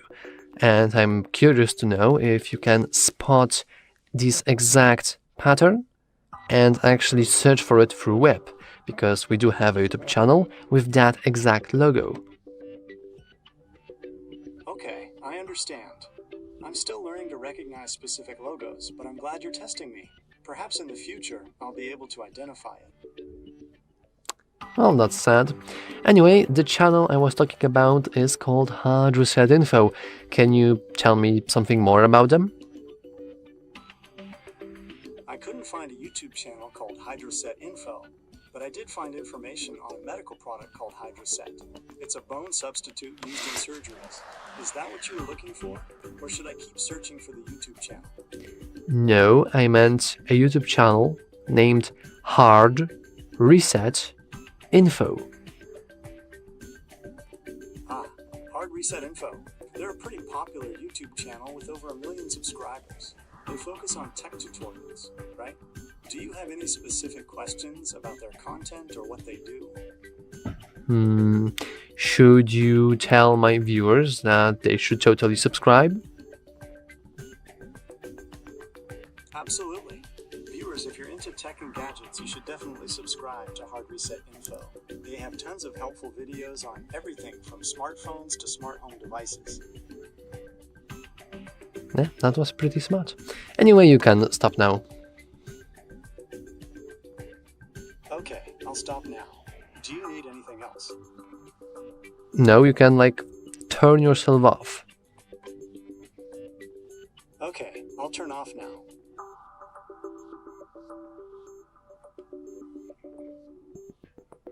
He did not turn off. I'm still here and ready to help. What can I do for you? Stop. Yes, so the command for actually stopping the Gemini AI, and you will see that it's actually on hold. I guess that if I will talk like a pause or whatever, or on pause, it will activate him once again. But as you could see, this is how you can basically use it. It will remember your conversation. You can have a nice conversation about it. You can ask him, or actually he will ask you if you want to know more information about specific topics. Technically, he should be able to recognize some things. For example, if you would show him an image of a very popular old museum or something, he technically should recognize it, though my heart is shattered because it didn't recognize the HardReset.Info channel. It's really sad, but hey, he did tell you to subscribe to our channel. And to be honest, that's all for this video. I hope that now you can successfully use this nice function with Live AI Assistant, because I do think that it has a potential to be very useful in the future. But anyway, that's all for this video. If you found it useful, make sure to leave a like, subscribe, and as always, thanks for watching.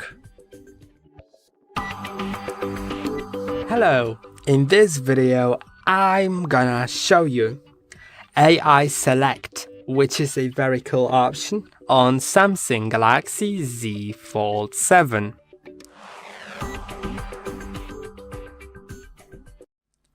Okay, so let's begin. I'll explain what it does in a moment, but before that, you will need to have an Edge panel enabled. Edge panel is this little panel on the right or left side of the screen that if you slide it towards the center, it opens some AI tools as well as some apps that you may want to use quickly, right? You can also open those apps like that to drop them to pop-up view or on the side of the screen. It's great. To enable it, if you don't have it, go to settings. By default, you probably have it, but if you don't, then go to display in settings, then go to Edge panels. Make sure they are enabled and you can adjust their settings here. Also, it's worth going to apps, then clicking on edit and making sure that in 3 dots in the top right corner, the AI Select is enabled in Galaxy AI. Now we can go to, for example, browser, because it suggests you different actions based on what's being shown on the screen. So we can, for example, go to the browser. Let's go to the browser. Let's search for some article like, okay, it's a weird selection of search engine. I'll find a browser maybe here. No, it's not. It's not an article. Okay, it was a nod of an app. Yeah, but I really want something that I can show you, right? Okay, Wallpaper Wednesday, whatever it is. Let's start reading it. Now let's open the Edge panel, click on AI Select, and it'll suggest me actions. I will draw around something I want to do something with. And I can add an event because it shows August 6th. Of course, it's not always that accurate, but I can also do a generative edit with Galaxy AI. I will need a Samsung account for it, so I'll deal with it in a moment. But let's actually select this wallpaper. Let's see what it does with it.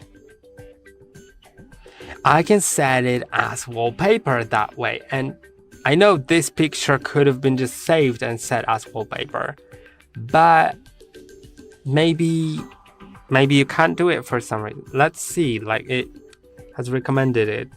Or maybe let's open AI Select again. Let's see. By the way, you can adjust it here like that, so it's also really great. Now let's go to Drawing Assist. Okay, I'll actually just activate the Samsung account because without it, it's gonna be hard. Okay, now I've signed in and let's click on OK. And let's select maybe pop art version of it, or let's select sketch and let's add some text. Maybe add people to the image. Done, and generate. Let's wait and see what it does.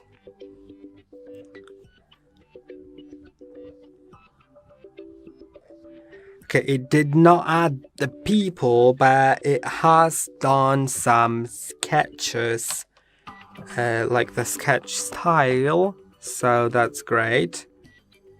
Well, I'm sort of disappointed. Let's add people walking on the bridge. Let's try it that way. There are also way more options here, like you can generate a GIF or GIF, whatever you want to call it, from a video. So that's also great. Yeah, I'm sort of disappointed with the fact that we didn't have people here. But there's the bridge, right? That's at least that. But we also have more. We have the generative edit, which can add people actually by going to sketch to image. And then you can draw people here. Let's draw Stickman.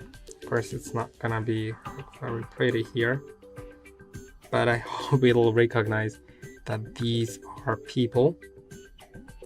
I really hope that, because I can't draw it better.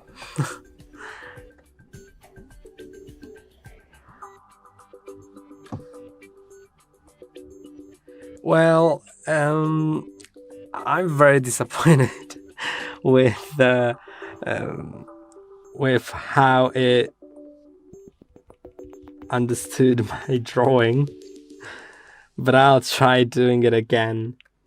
Let's start making it a bit more complex.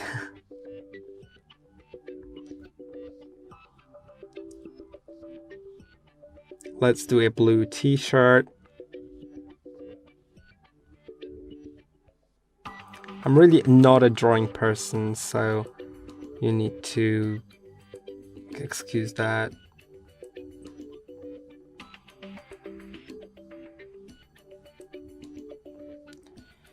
Oh, it's hard to select colors here. There's no many colors, honestly. But let's generate it now. Maybe let's add the eyes also.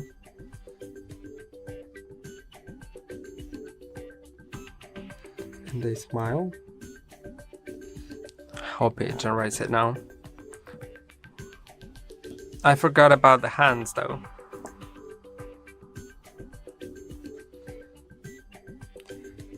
Yeah, well, it's not necessarily what I was expecting, but maybe it's not good at drawing people. But for sure it's good at drawing other things, like cars. I've tried adding cars in the past with the Galaxy AI and it worked. But let's discard it because I can show you like other different things. Let's maybe go to YouTube this time. Turn the volume down so it doesn't scare me.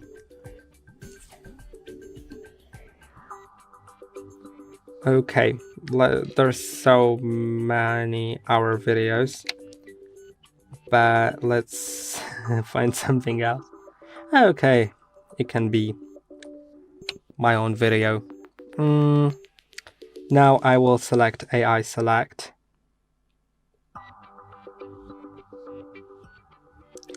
And yeah, there's an option to create a GIF. Let's click on it. Now start recording.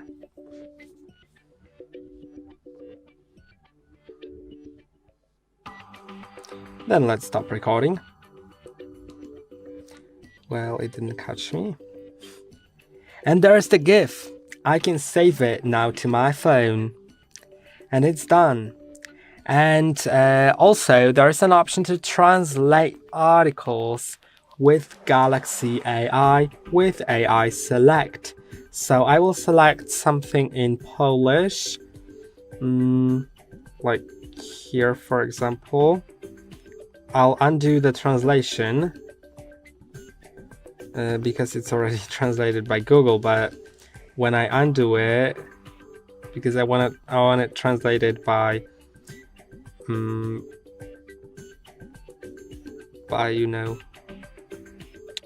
by the Galaxy AI. So let's select AI Select. Now let's select that and click on Translate.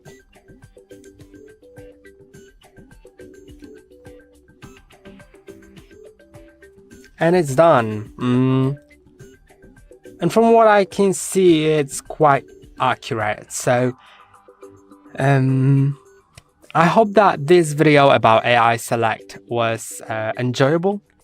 And don't forget to like and subscribe, and see you in the next one. Hello and welcome back to HardReset.Info. In this video, I will show you how to change display settings on Samsung Galaxy Z Fold 7. Let's begin.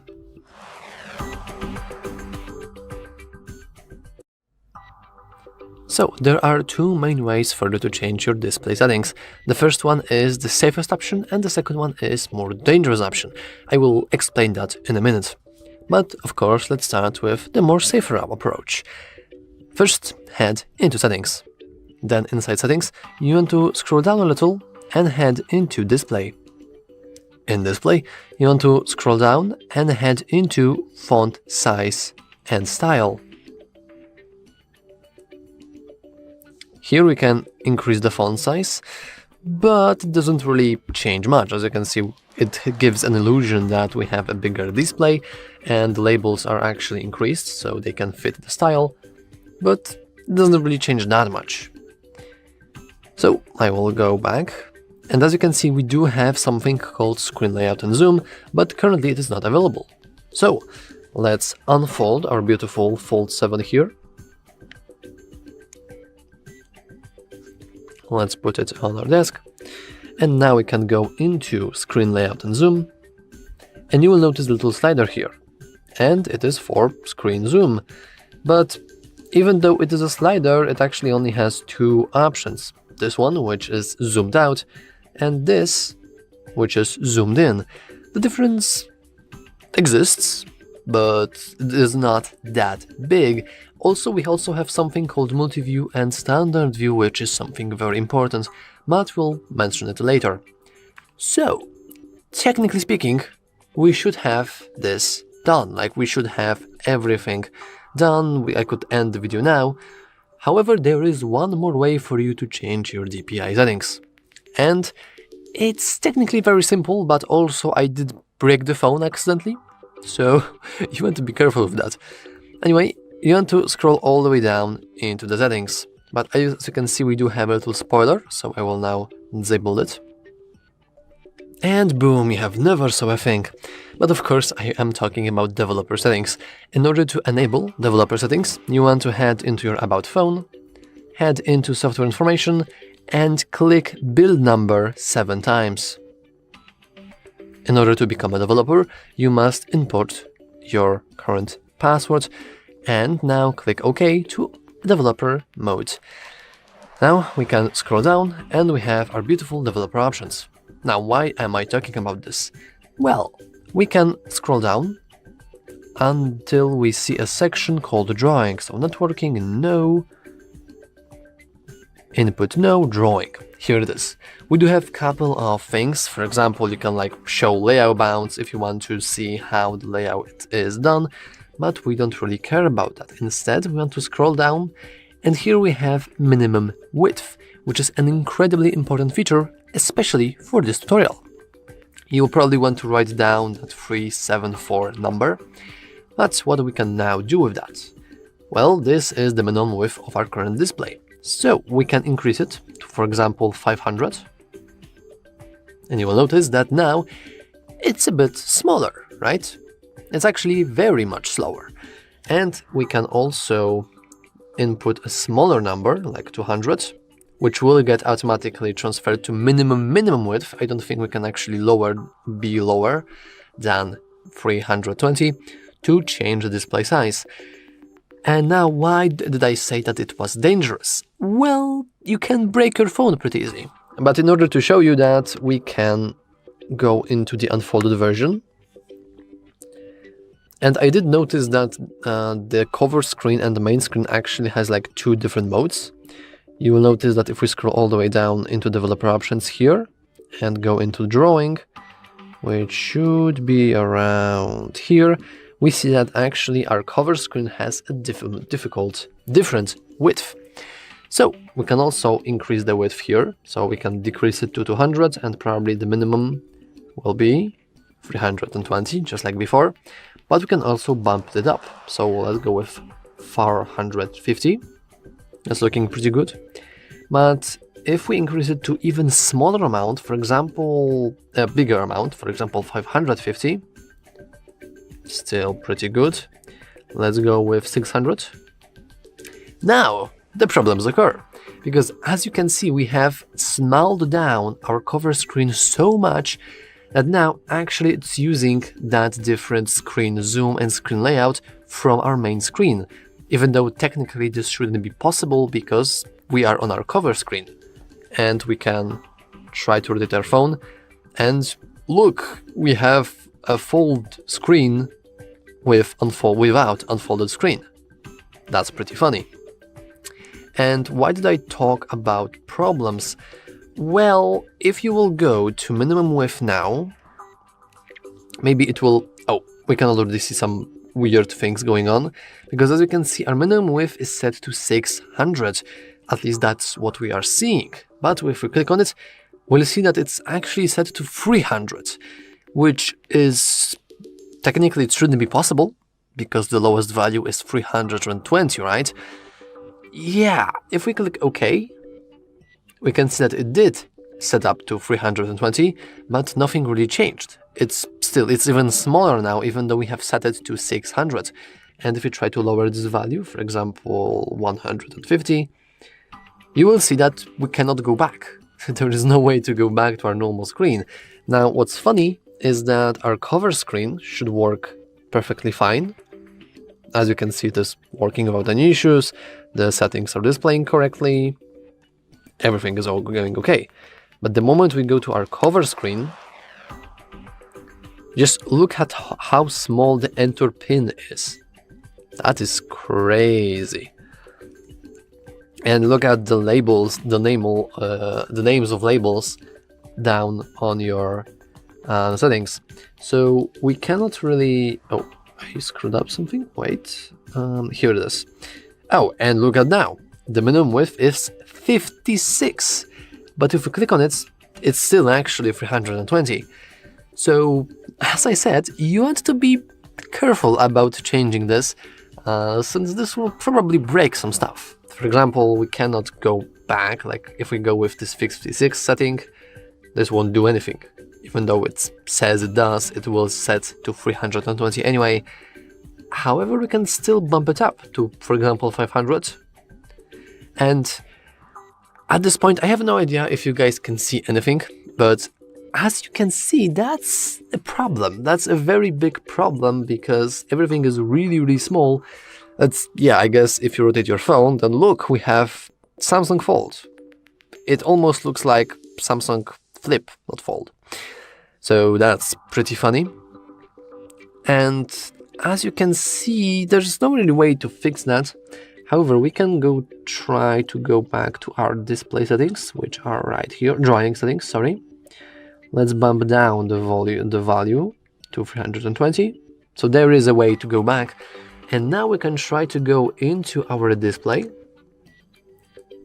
Though screen layout and zoom doesn't really work here, which we cannot use to change the layout, which is pretty concerning, but let's try to fix it going to our cover screen. So here we want to go into screen layout and zoom. Let's set it to standard view. And let's see if this will actually apply to our cover screen. Okay, so the pin is now bigger.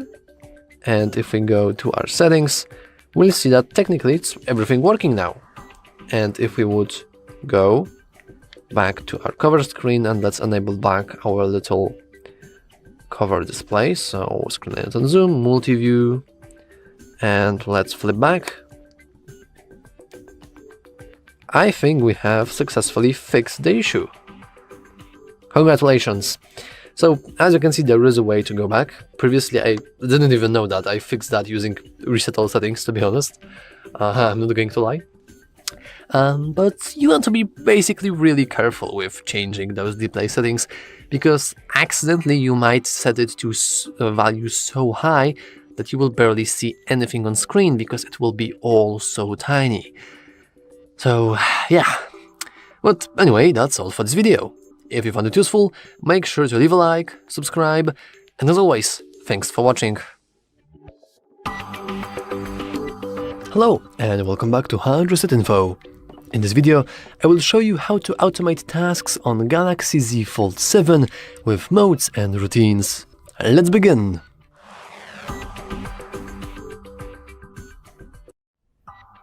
And we can begin by simply heading into the settings, scrolling down just a little bit, and then modes and routines. And guys, this is where we actually be staying for quite a lot. In this video, of course. So, as you can see, we have the ability to choose a mode based on what you're currently doing or where you are. Your phone settings will change to match your activity or situation. We do have some pre-made things, for example, sleep, theater, driving, exercise, relax, work, or game.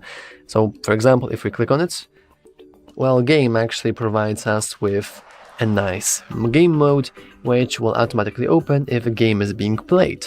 So we can enable this. And basically, by default, we can just enable Do Not Disturb mode with disabled calls and messages and notifications. We can hit done. And we can also enable, for example, block Bixby during games. So she won't really bother us with anything. We can block auto brightness, so we won't get distracted. And we can, for example, well, maybe not disable Wi-Fi, there's no need to. But we can enable some sort of, well, not ringtone, but we want to simply enable the sound itself or mute everything. That's also cool. We can hit done, and now whenever we actually open any game, we'll have Do Not Disturb mode with no modes and volumes, no auto brightness, and no Bixby. But obviously there is so much more we can do with that. Technically, I could go over every single built-in thing, but you can probably guess how this will do. So instead, let's do something cool. We can go with add mode, and let's create a custom mode. I will go with a little gray icon, and for example, unfortunately there is no sad icon, which is quite sad, but I will go with this meh robot, and I will go with folded. and maybe add a little small sad icon. Let's hit done, and now I have folded. Now these two parts are very important. If you ever tried your best with programming languages, you will recognize this as a very basic if statement. If a very condition, then do this. It's a very simple thing, and whenever we go with turn on automatically, we have some suggested conditions, like for example, every time we open some application, every time we connect something, or every certain time. But if we go with add condition, you will notice that there are a lot of different conditions. Now I will, for just tests only, show you a very nice condition that is exclusive to this phone. So let's go with folding status, which can be found right under device, which is for specific device only. Now let's go with folding status. I will go with completely closed. And this is a condition. We can hit done. So now whenever we are completely closed, we want to do something. Now in stay focused, there are only two things. We can enable do not disturb mode and or restrict app usage, which is pretty limiting. Instead, we want to go to more actions, and we also have plenty of different actions, with suggested actions being all of this, and of course we have the ability to just enable anything in our settings, anything, or disable anything. I am not going to bother with that. I will go with something very simple like grayscale, for example. We'll enable grayscale. Let's hit done, and let's simply leave it. We now have a folded.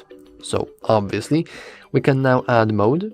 We'll add it with a little green icon with a happy face, or even better, a little book icon, and we'll call it unfolded. And let's make a happy face this time. So now let's hit done, and you probably know where this is going. We are clicking adding condition, we are scrolling down to folding status, and we're going with completely open. We hit done, now we have our nice condition. As you can see, unfolded isn't turned on. Oh, actually, never mind. It is turned on. It will turn off after it's not set to open. So now we want to go with other actions and we want to disable our grayscale. So let's hit done. And now we have these two modes. So as you can probably guess, let's simply test if this works. We can fold our phone, and nothing is working. Oh, it is working. It had just need a little bit more time. So as you can see, our whole device is now grayscale, because being in a one screen mode is very sad.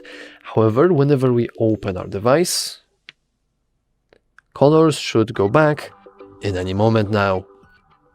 Now, obviously, this is a very test condition and test mode, because let's be honest here, it's not very practical. I just show you that for the funnies and for the fact that you can do anything here. The same things go with routines, even though the routines are a bit different. You can click the plus icon to add a routine, and this is literally a programming. Since the mode technically can only be worked, like the mode is, for example, whenever I will sleep, whenever I will exercise, whenever I will relax. Routines are somewhat similar. For example, we can go with many ifs, but you will notice that they usually are very similar. So for example, we also have folding status, we also have link to Windows, and we have many more things coming. So we can go with, let's try to do something practical. So let's go with app opened. As you can see, for modes and routines, to which app you can see, okay, we are basically giving away our permissions. We can enable whenever we open YouTube. So let's go with done. So if app opened YouTube, but let's add another condition. So also, by the way, I didn't really talk about this, but routines can also take modes as conditions themselves, which is pretty wild to think about. But of course you can add more conditions. So for example, go also with folding status with partially folded, which is a very specific thing, but you know. And also it's pretty cool that you can switch between when all conditions below are met or when any condition below is met. So as you can see, this is a very big amount of things that you can customize. And now what this routine will do? Well, we have the ability to do a lot of things. I will go with probably a very simple... I was looking for... That's interesting. I was looking for do not disturb. Okay, we can go with boost dialog, and we can set it to on. We can also choose our modes, and you can turn on some mode. As you can see, we can turn on sleep, game, folded or unfolded, which is our custom modes that we did earlier. You can also go to notifications, and here we can go with do not disturb mode. And also we can change the order in which these things will actually appear, which is pretty cool. And now when routine ends, we can also set something cool.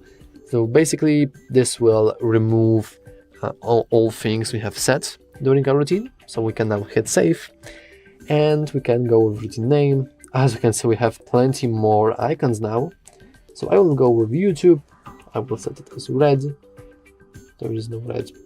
Why is there ugly red only? These colors are very bad. Let's hit done. Okay, this looks somewhat similar. So now we have automatic routine, which should technically enable our do not disturb mode only if our app is opened and our folding status is partially folded. So let's try it out. We can go with YouTube, and we can rotate it slightly. Now let's notice that currently we do not have do not disturb mode on. As you can see, it is disabled. However, the moment I will partially fold my screen, not only it will activate... Oh, I screwed up. As you can see, it did activate our double thing. So it's the flex mode panel. By the way, if you want to know a full tutorial about flex mode panel, we do have a tutorial on that. So now you will notice that our do not disturb mode is enabled. Sorry for the light, by the way, but you will notice if I will go this, that we do have enabled do not disturb mode, and we even have YouTube running, and YouTube of course being our routine name. So as you can see, I could like do a half-an-hour tutorial on the different modes that you can do on any Samsung phone, not only on the folded. The reason the folded is special because you can do a folding status as a condition. But as you can see, there are unlimited possibilities on how you can fully customize and automate your device. So if you are a tech geek or a tech nerd, or you want to just play around with your device, I would strongly advise you to do so because it's honestly really fun. And who knows, maybe you will actually do something very cool and important. And if you did play around with it, you can share very useful and convenient modes and routines down in the comments below. But anyway, that's all from me. If you found this video useful, remember to like and subscribe, and as always, thanks for watching. Hello and welcome back to HardReset.Info. In this video, I will show you first things to do after setup on Samsung Galaxy Z Fold 7. Let's begin.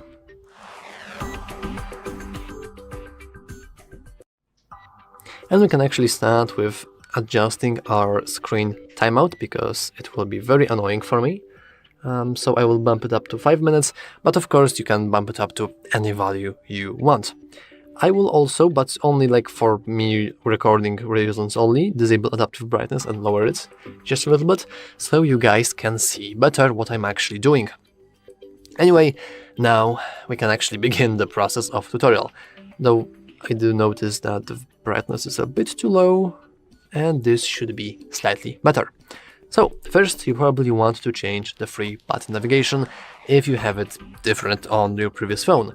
For example, I really like gestures, so I'm going to show you how to switch to gestures, but if you want to keep 3-button navigation, you can always do that. In order to switch it, you want to simply head into settings, head into display, scroll down a little, go to navigation bar, and you can switch, or you can just choose whatever you want. So I will go with swipe gestures, and now, that feels much better. So what do we do then? Well, more probably the first things we want to do is to simply connect to our Wi-Fi, because it will be necessary for further setup. So we can expand our control center, we can press and hold our Wi-Fi icon, and we can go with details. Alternatively, we can close this, and we can get to that same screen if we go to the settings, connections, and Wi-Fi here at the top. Now you want to choose your own network. For me, it's this one, and I will input a password to it. And if the password is correct, we should be able to connect to our network. Beautiful! So now, after we have connected, we can simply check our software updates. Technically, after setup, this should be automatic, but just in case, we want to scroll all the way down. We want to go to software update. We can go to download and install. And now we are connecting to server and we are checking for newest updates. And luckily for us, our software is up to date, so everything should be working perfectly fine. So, what's the next part of our journey of setting up our phone? Well, it's probably Google account and Samsung account, because to be honest, I don't really imagine myself using a Samsung device without neither of these accounts. So let's start with a Google account. In order to add it, we can go into settings, we can scroll down a little, and we can head into Google or accounts and backup. It doesn't really matter. As you can see in accounts and backup, you want to go to manage accounts, add accounts, and here you want to click Google, or you can go to Google and simply go with sign in. I guess this is the faster method. But before we do that, we have to confirm a pattern, and you will notice that I actually have a pattern set up right now. Don't worry, I will show you later on how to change it if you want to. But I will set up the pattern I have set up during the setup process. And now we can enter our credentials to Google account. And just a little fun fact, you do not have to manually type in gmail.com every time, just the first part of email will be good enough. And now we need to input our password to our Google account. And if the password is correct, we simply hit next and we should be able to log in. Now we can choose who will be using this device. Because I want this tutorial to be like as broad as possible, I'm not going to really go into parental controls, but if you want to set up parental controls, maybe you don't trust your child or you have some issues in your family, you're a bad parent, it doesn't really matter. But if you want to, you can always watch other tutorial on our channel on how to set up parental controls. Anyway, I will go with next. We have to agree to terms of service, play terms of service and privacy policy of Google. And now we can enable few Google services. Most importantly, the backup. Now, having backup enabled is really important because you will never know when something unfortunate happens. Maybe you will lose your phone, maybe you will get it stolen, maybe it will randomly decide to freeze to death. Or, like, come on, you're using Fold, maybe your Fold will break in half or whatever. You want to probably enable backup data, just in case. Like, I would really strongly recommend you to do that. Anyway, after we have successfully installed our Google account, we can now begin to Samsung account. Technically, you don't have to, but once again, I don't really get the point of buying Samsung phone and not having the Samsung account. So I will head into settings. You can click the sign into your Galaxy at the top, or you can also go to accounts and backup, manage accounts, add accounts, and here choose Samsung account. But once again, this is just faster. So we can now sign into our Galaxy. You can of course sign in with a Google account that you have just logged into, only if you have this account connected to a Samsung account in the first place. I will use email or phone number. I will input this email, but actually it's a bit different. It's this email, so I will go with next. And now I need to input the password to it. And just like before, if the password is correct, we should be able to log in. Though, unfortunately, it seems that I didn't input correct password, so let me try just again. And we'll try one more time. with done. And that's interesting because it appears that I forgotten my password. Give me a moment. Okay, let me try that once again. And finally, sorry about that, I have forgotten that Samsung recently changed their guidelines and passwords now must include a special character. Anyway, we now have to agree to terms and conditions. Go with agree. And as you can see, we are signed in. Now, a few things already appeared. So, as you can see, we can already set up Samsung Wallet, which is completely fine. Like, you can go with Get Start. Can I please do that? Sure, we can go with Start with Bixby. Now, I don't really use Bixby personally. I like Google Gemini better. Oh, by the way, can we do a little funny thing? Oh, okay, so Gemini is already the base thing that activates on the press. That's pretty funny. Anyway, Bixby is kind of set up. Now we can have Samsung Wallet, so let's get started. And basically Samsung Wallet is pretty obvious to use. You just want to add yourself a card into it. Though we do need to use Fingerprint, and I don't really want to bother with adding it right now. But setting up our Samsung is really convenient, really easy. So, you can just follow whatever you will see then. However, now that we have our Google account and Samsung account, we can head into Play Store. Inside Play Store, we want to click Get Started, and we have few things that are technically ready to go. Now, this is bloatware, but as much as I hate to say, this is technically a useful bloatware. If you will notice, there are many applications that are directly from the Google itself, and strangely, there are only few applications that are just useless, and most of them are pretty useful, like Google Drive, Google Wallet, etc. I will disable Temu because I'm not a fan of this application. The clock is also disableable because there is a built-in clock in your system. The QR code and barcode reader is pretty stupid because you can do that via Google Lens. And the chatbot AI is... I don't get it. We have ChatGPT instead. So we can go with install. If you want, you can also just skip it. That's completely fine. And anyway, what I wanted to show you is that you can go to your icon in the top right corner, go to Manage Apps and Device, and simply go with Updates. And here you will notice every single application that still has an update pending. So what's really cool about that is that you can actually just click here, Update All. Now we are installing and updating different applications, but as you can see now we have done that, and we can just update every single thing with just a simple click. That's incredibly convenient, and I would strongly advise you to do that. So, technically, we are now done-ish. As you will see, we don't really have anything bloatware related to remove, and I can actually show you very quickly the lock screen AOD. Screen lock and biometrics, you want to input your current password or none if you don't have a password, and right here you have different passwords you can choose from. So if you want to set up a password or if you want to change a password, you can do it right here. Though I'm not going to do that since I actually like my pattern. And now finally we can enable our notifications, and we'll see a little finish setting up our device. We can click that, and as you can see, after a few moments we should see some features that are still not set up, and this notification should be available to everyone after performing a hard reset, or even better, after performing a setup itself. So I will now pause the recording and we'll wait for it to get ready. Now we can see something very important, the ability to copy apps and data. This is the only official way and the one shot you can do it, because if you will go with don't copy, you won't be able to do it officially. You would have to install some sort of third-party application to do it then. So if you have an older device that you want to copy apps and data from, I would strongly advise you to do it now.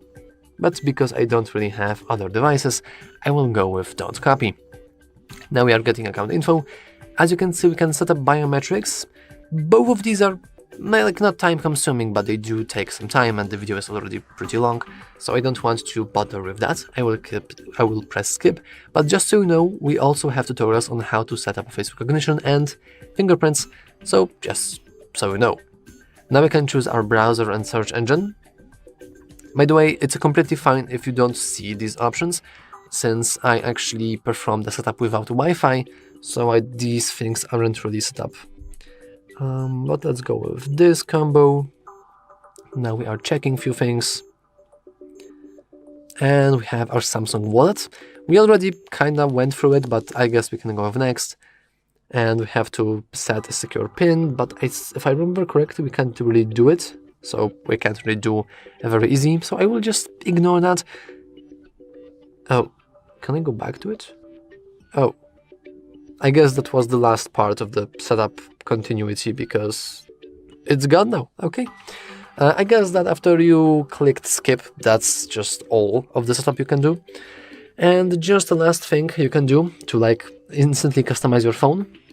Like, I know many people don't care about customization, but technically you can go to settings, go to themes, though this will require you to have a Samsung account to this.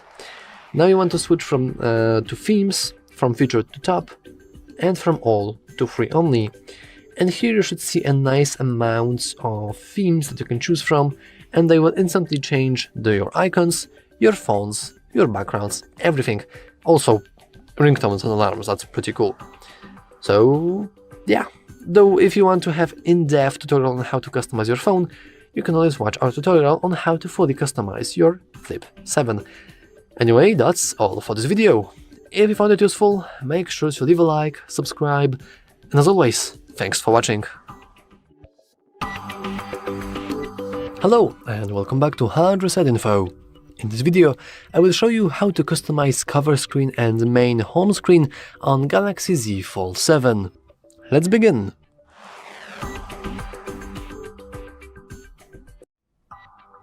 And we can begin by probably the most important thing on the phone, customizing both modes. This is something I called inside mode, since this makes it so your phone actually showcases its insides, and this is outside mode, or in other words, the cover mode. Now you will notice that by default we have a very different modes and very different wallpapers. So this is like this basic wallpaper. However, inside, I'm still learning this device, we have a nice custom hills, mountains, and whatever. How can we actually change this? Well, if we press and hold our finger and then head into wallpaper and style, we can go to change wallpapers. Now we have a couple of nice featured wallpapers. You will notice that this one has folding. So we have variations, and this will basically play animation whenever you fold this device. But let's be honest, some featured applications are pretty boring, so instead let's go with something generative. As you can see, we can customly create some nice wallpapers via AI. So for example, this is our basic wallpaper we had been having since the beginning of the video. So let's ignore that. Let's go with something cooler. I will go with maybe translucent. And as you can see, we can choose a different thing. So we can have a translucent philodendron, or maybe some nice flowers, or like the bees. Oh, bee wings. Sure, well, let's go with bee wings. And this is white. I will leave it. Oh, actually, I will go with indigo, because I want to do a very funny feeling. I'm not exactly sure if I will like make it work out, but I want to have this illusion. Okay, this is probably what we want, so let's go with generate. Oh, I screwed up. I could have clicked choose. No, Ooh. Okay, this looks like an X-ray, which is exactly what I wanted. So we can set it as lock screen or home screen, doesn't really matter. What's important is that this will be only on our normal mode. So now we want to fold our phone. Though I will do a very quick thing, because you will notice that whenever I fold my device, it will actually turn black and white. So let me quickly remove that functionality. Okay, we do not have now a black and white screen. By the way, this was a routine I did in a previous tutorial. If you want to learn more about modes and routines, you can always watch other tutorial on our channel on exactly that topic. Anyway, back to customizing our fold. We can press and hold and go for paper and style just like before. Let's go with changeable papers. Let's head into generative and let's go with translucent once again. This time let's go with a simple B-wings, but this time let's leave the white and maybe go with gold. Or like green or whatever. Or we can go with white, maybe we'll just have a normal... You know what, let's go with green. And we are now looking at some... We want to have a normal bees, because I really want to try out this feature. So we do have this. It doesn't really... let's generate one more time. Since I do not have a bee I wanted to have, I want bee facing left, which is almost what I want. So let's try that one last time, since I don't also want to waste a lot of your time. But I really want to show you this cool feature. Obviously, you could also... Ooh, this is something we can work with. Good. We can set. We can go with set. Let's hit with done. Now, finally, we have a nice feature, because now we have this beautiful bee. And whenever we open our device, we can see the insides of the bee. Like, come on, you have to agree this is cool, right? I guess that you can probably not use AI-generated content. Instead, you can probably use a lot of like custom wallpapers. I imagine myself like having a little human here and having a human skeleton inside. Like, that would be so cool, badass even. Anyway, swiping away and like forgetting about wallpapers, we also have icons. You will notice that we have on our first screen a search bar, a weather widget, settings, some random things, and here we have Gboard, a little shortcut, and all of that.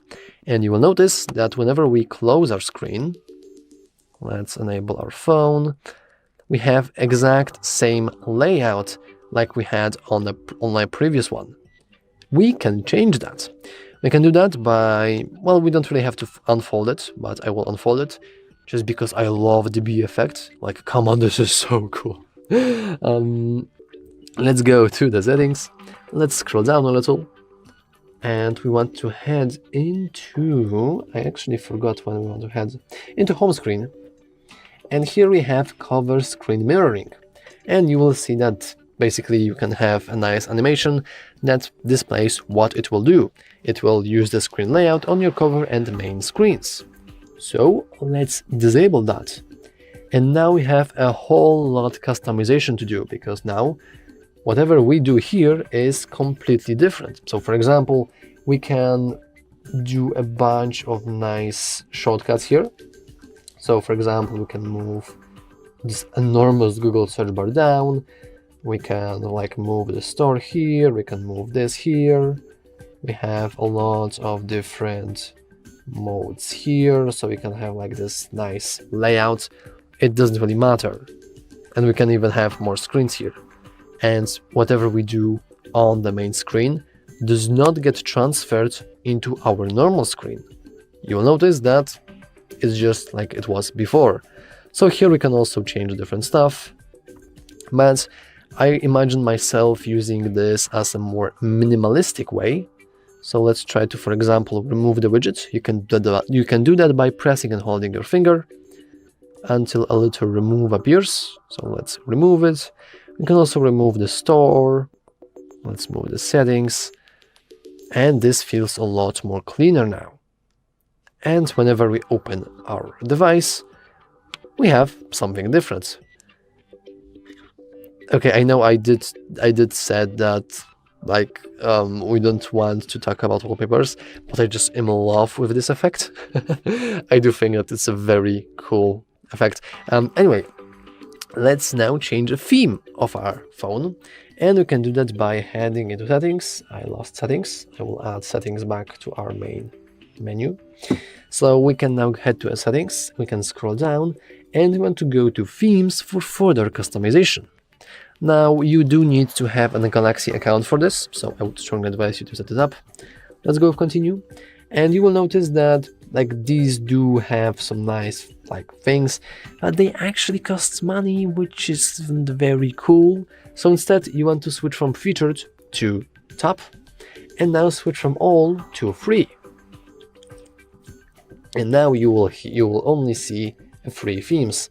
Though I don't want to change a whole theme because this will change everything, including wallpaper, and I really like my bees wallpaper, so I will simply switch from themes to icons. And now I will do the same thing, so I will only showcase the free icons, and now we can completely customize our icons.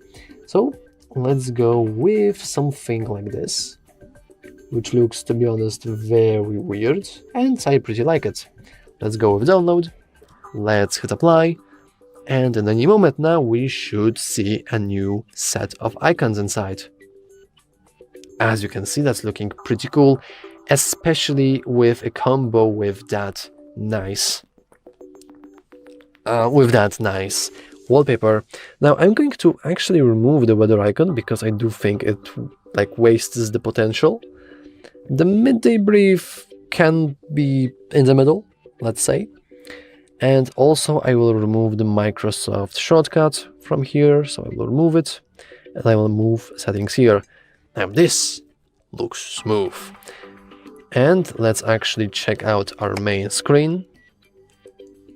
And you will notice that we have also different icons on our main screen, and they also work pretty well because they do not have a custom background, so both green mode and my little X-ray mode here works without any issues. And basically that's almost all for this video. There's only one last thing I want to talk about, and this is the shortcut. If we go to our home screen, I believe, or no, sorry, display, we have taskbar. And taskbar is a very nice way of you to storing some shortcuts, though it's best seen with a combo of buttons. So I'll switch to buttons, and as you can see now we have our taskbar. In the taskbar you can basically open some nice things, but by default it's not available. So let's go into some application, and now we can, for example, enable ourselves, and let's put it here. We can have our nice scrolling thing. So I have images of Popcats, because why not? And of course we can add more. So if, for example, we can add a little calling dial or whatever. And you can also customize this taskbar. You can click these 9 buttons to open any application, or even better, you can move it here. So for example, oh, I failed at doing that, sorry. Let's try to put it here, which doesn't work. I'm kind of surprised. Let's try to remove something. Hey, I was pretty sure that you can add custom things into the taskbar, but it appears that you can't do that. Huh, that's interesting. Yeah, because these are the icons, and this is, I have no idea what this is. So that's interesting. I bet that you can customize it somewhere. Okay, let's try to go into the settings, taskbar, show recent or suggested applications. Okay, so this will automatically open recent applications. So as you can see, we can enable it further, or set it only to 2 applications. And I think that's all for this video, at least for some specific Fold 7 customization. Now we even talked about some like wallpapers, which are pretty basic, but once again, if you ever want to also further customize your device, we have other tutorials on our channel on how to do that. But that's about it for now. Yeah. If you found this video useful, make sure to leave a like, subscribe, and as always, thanks for watching.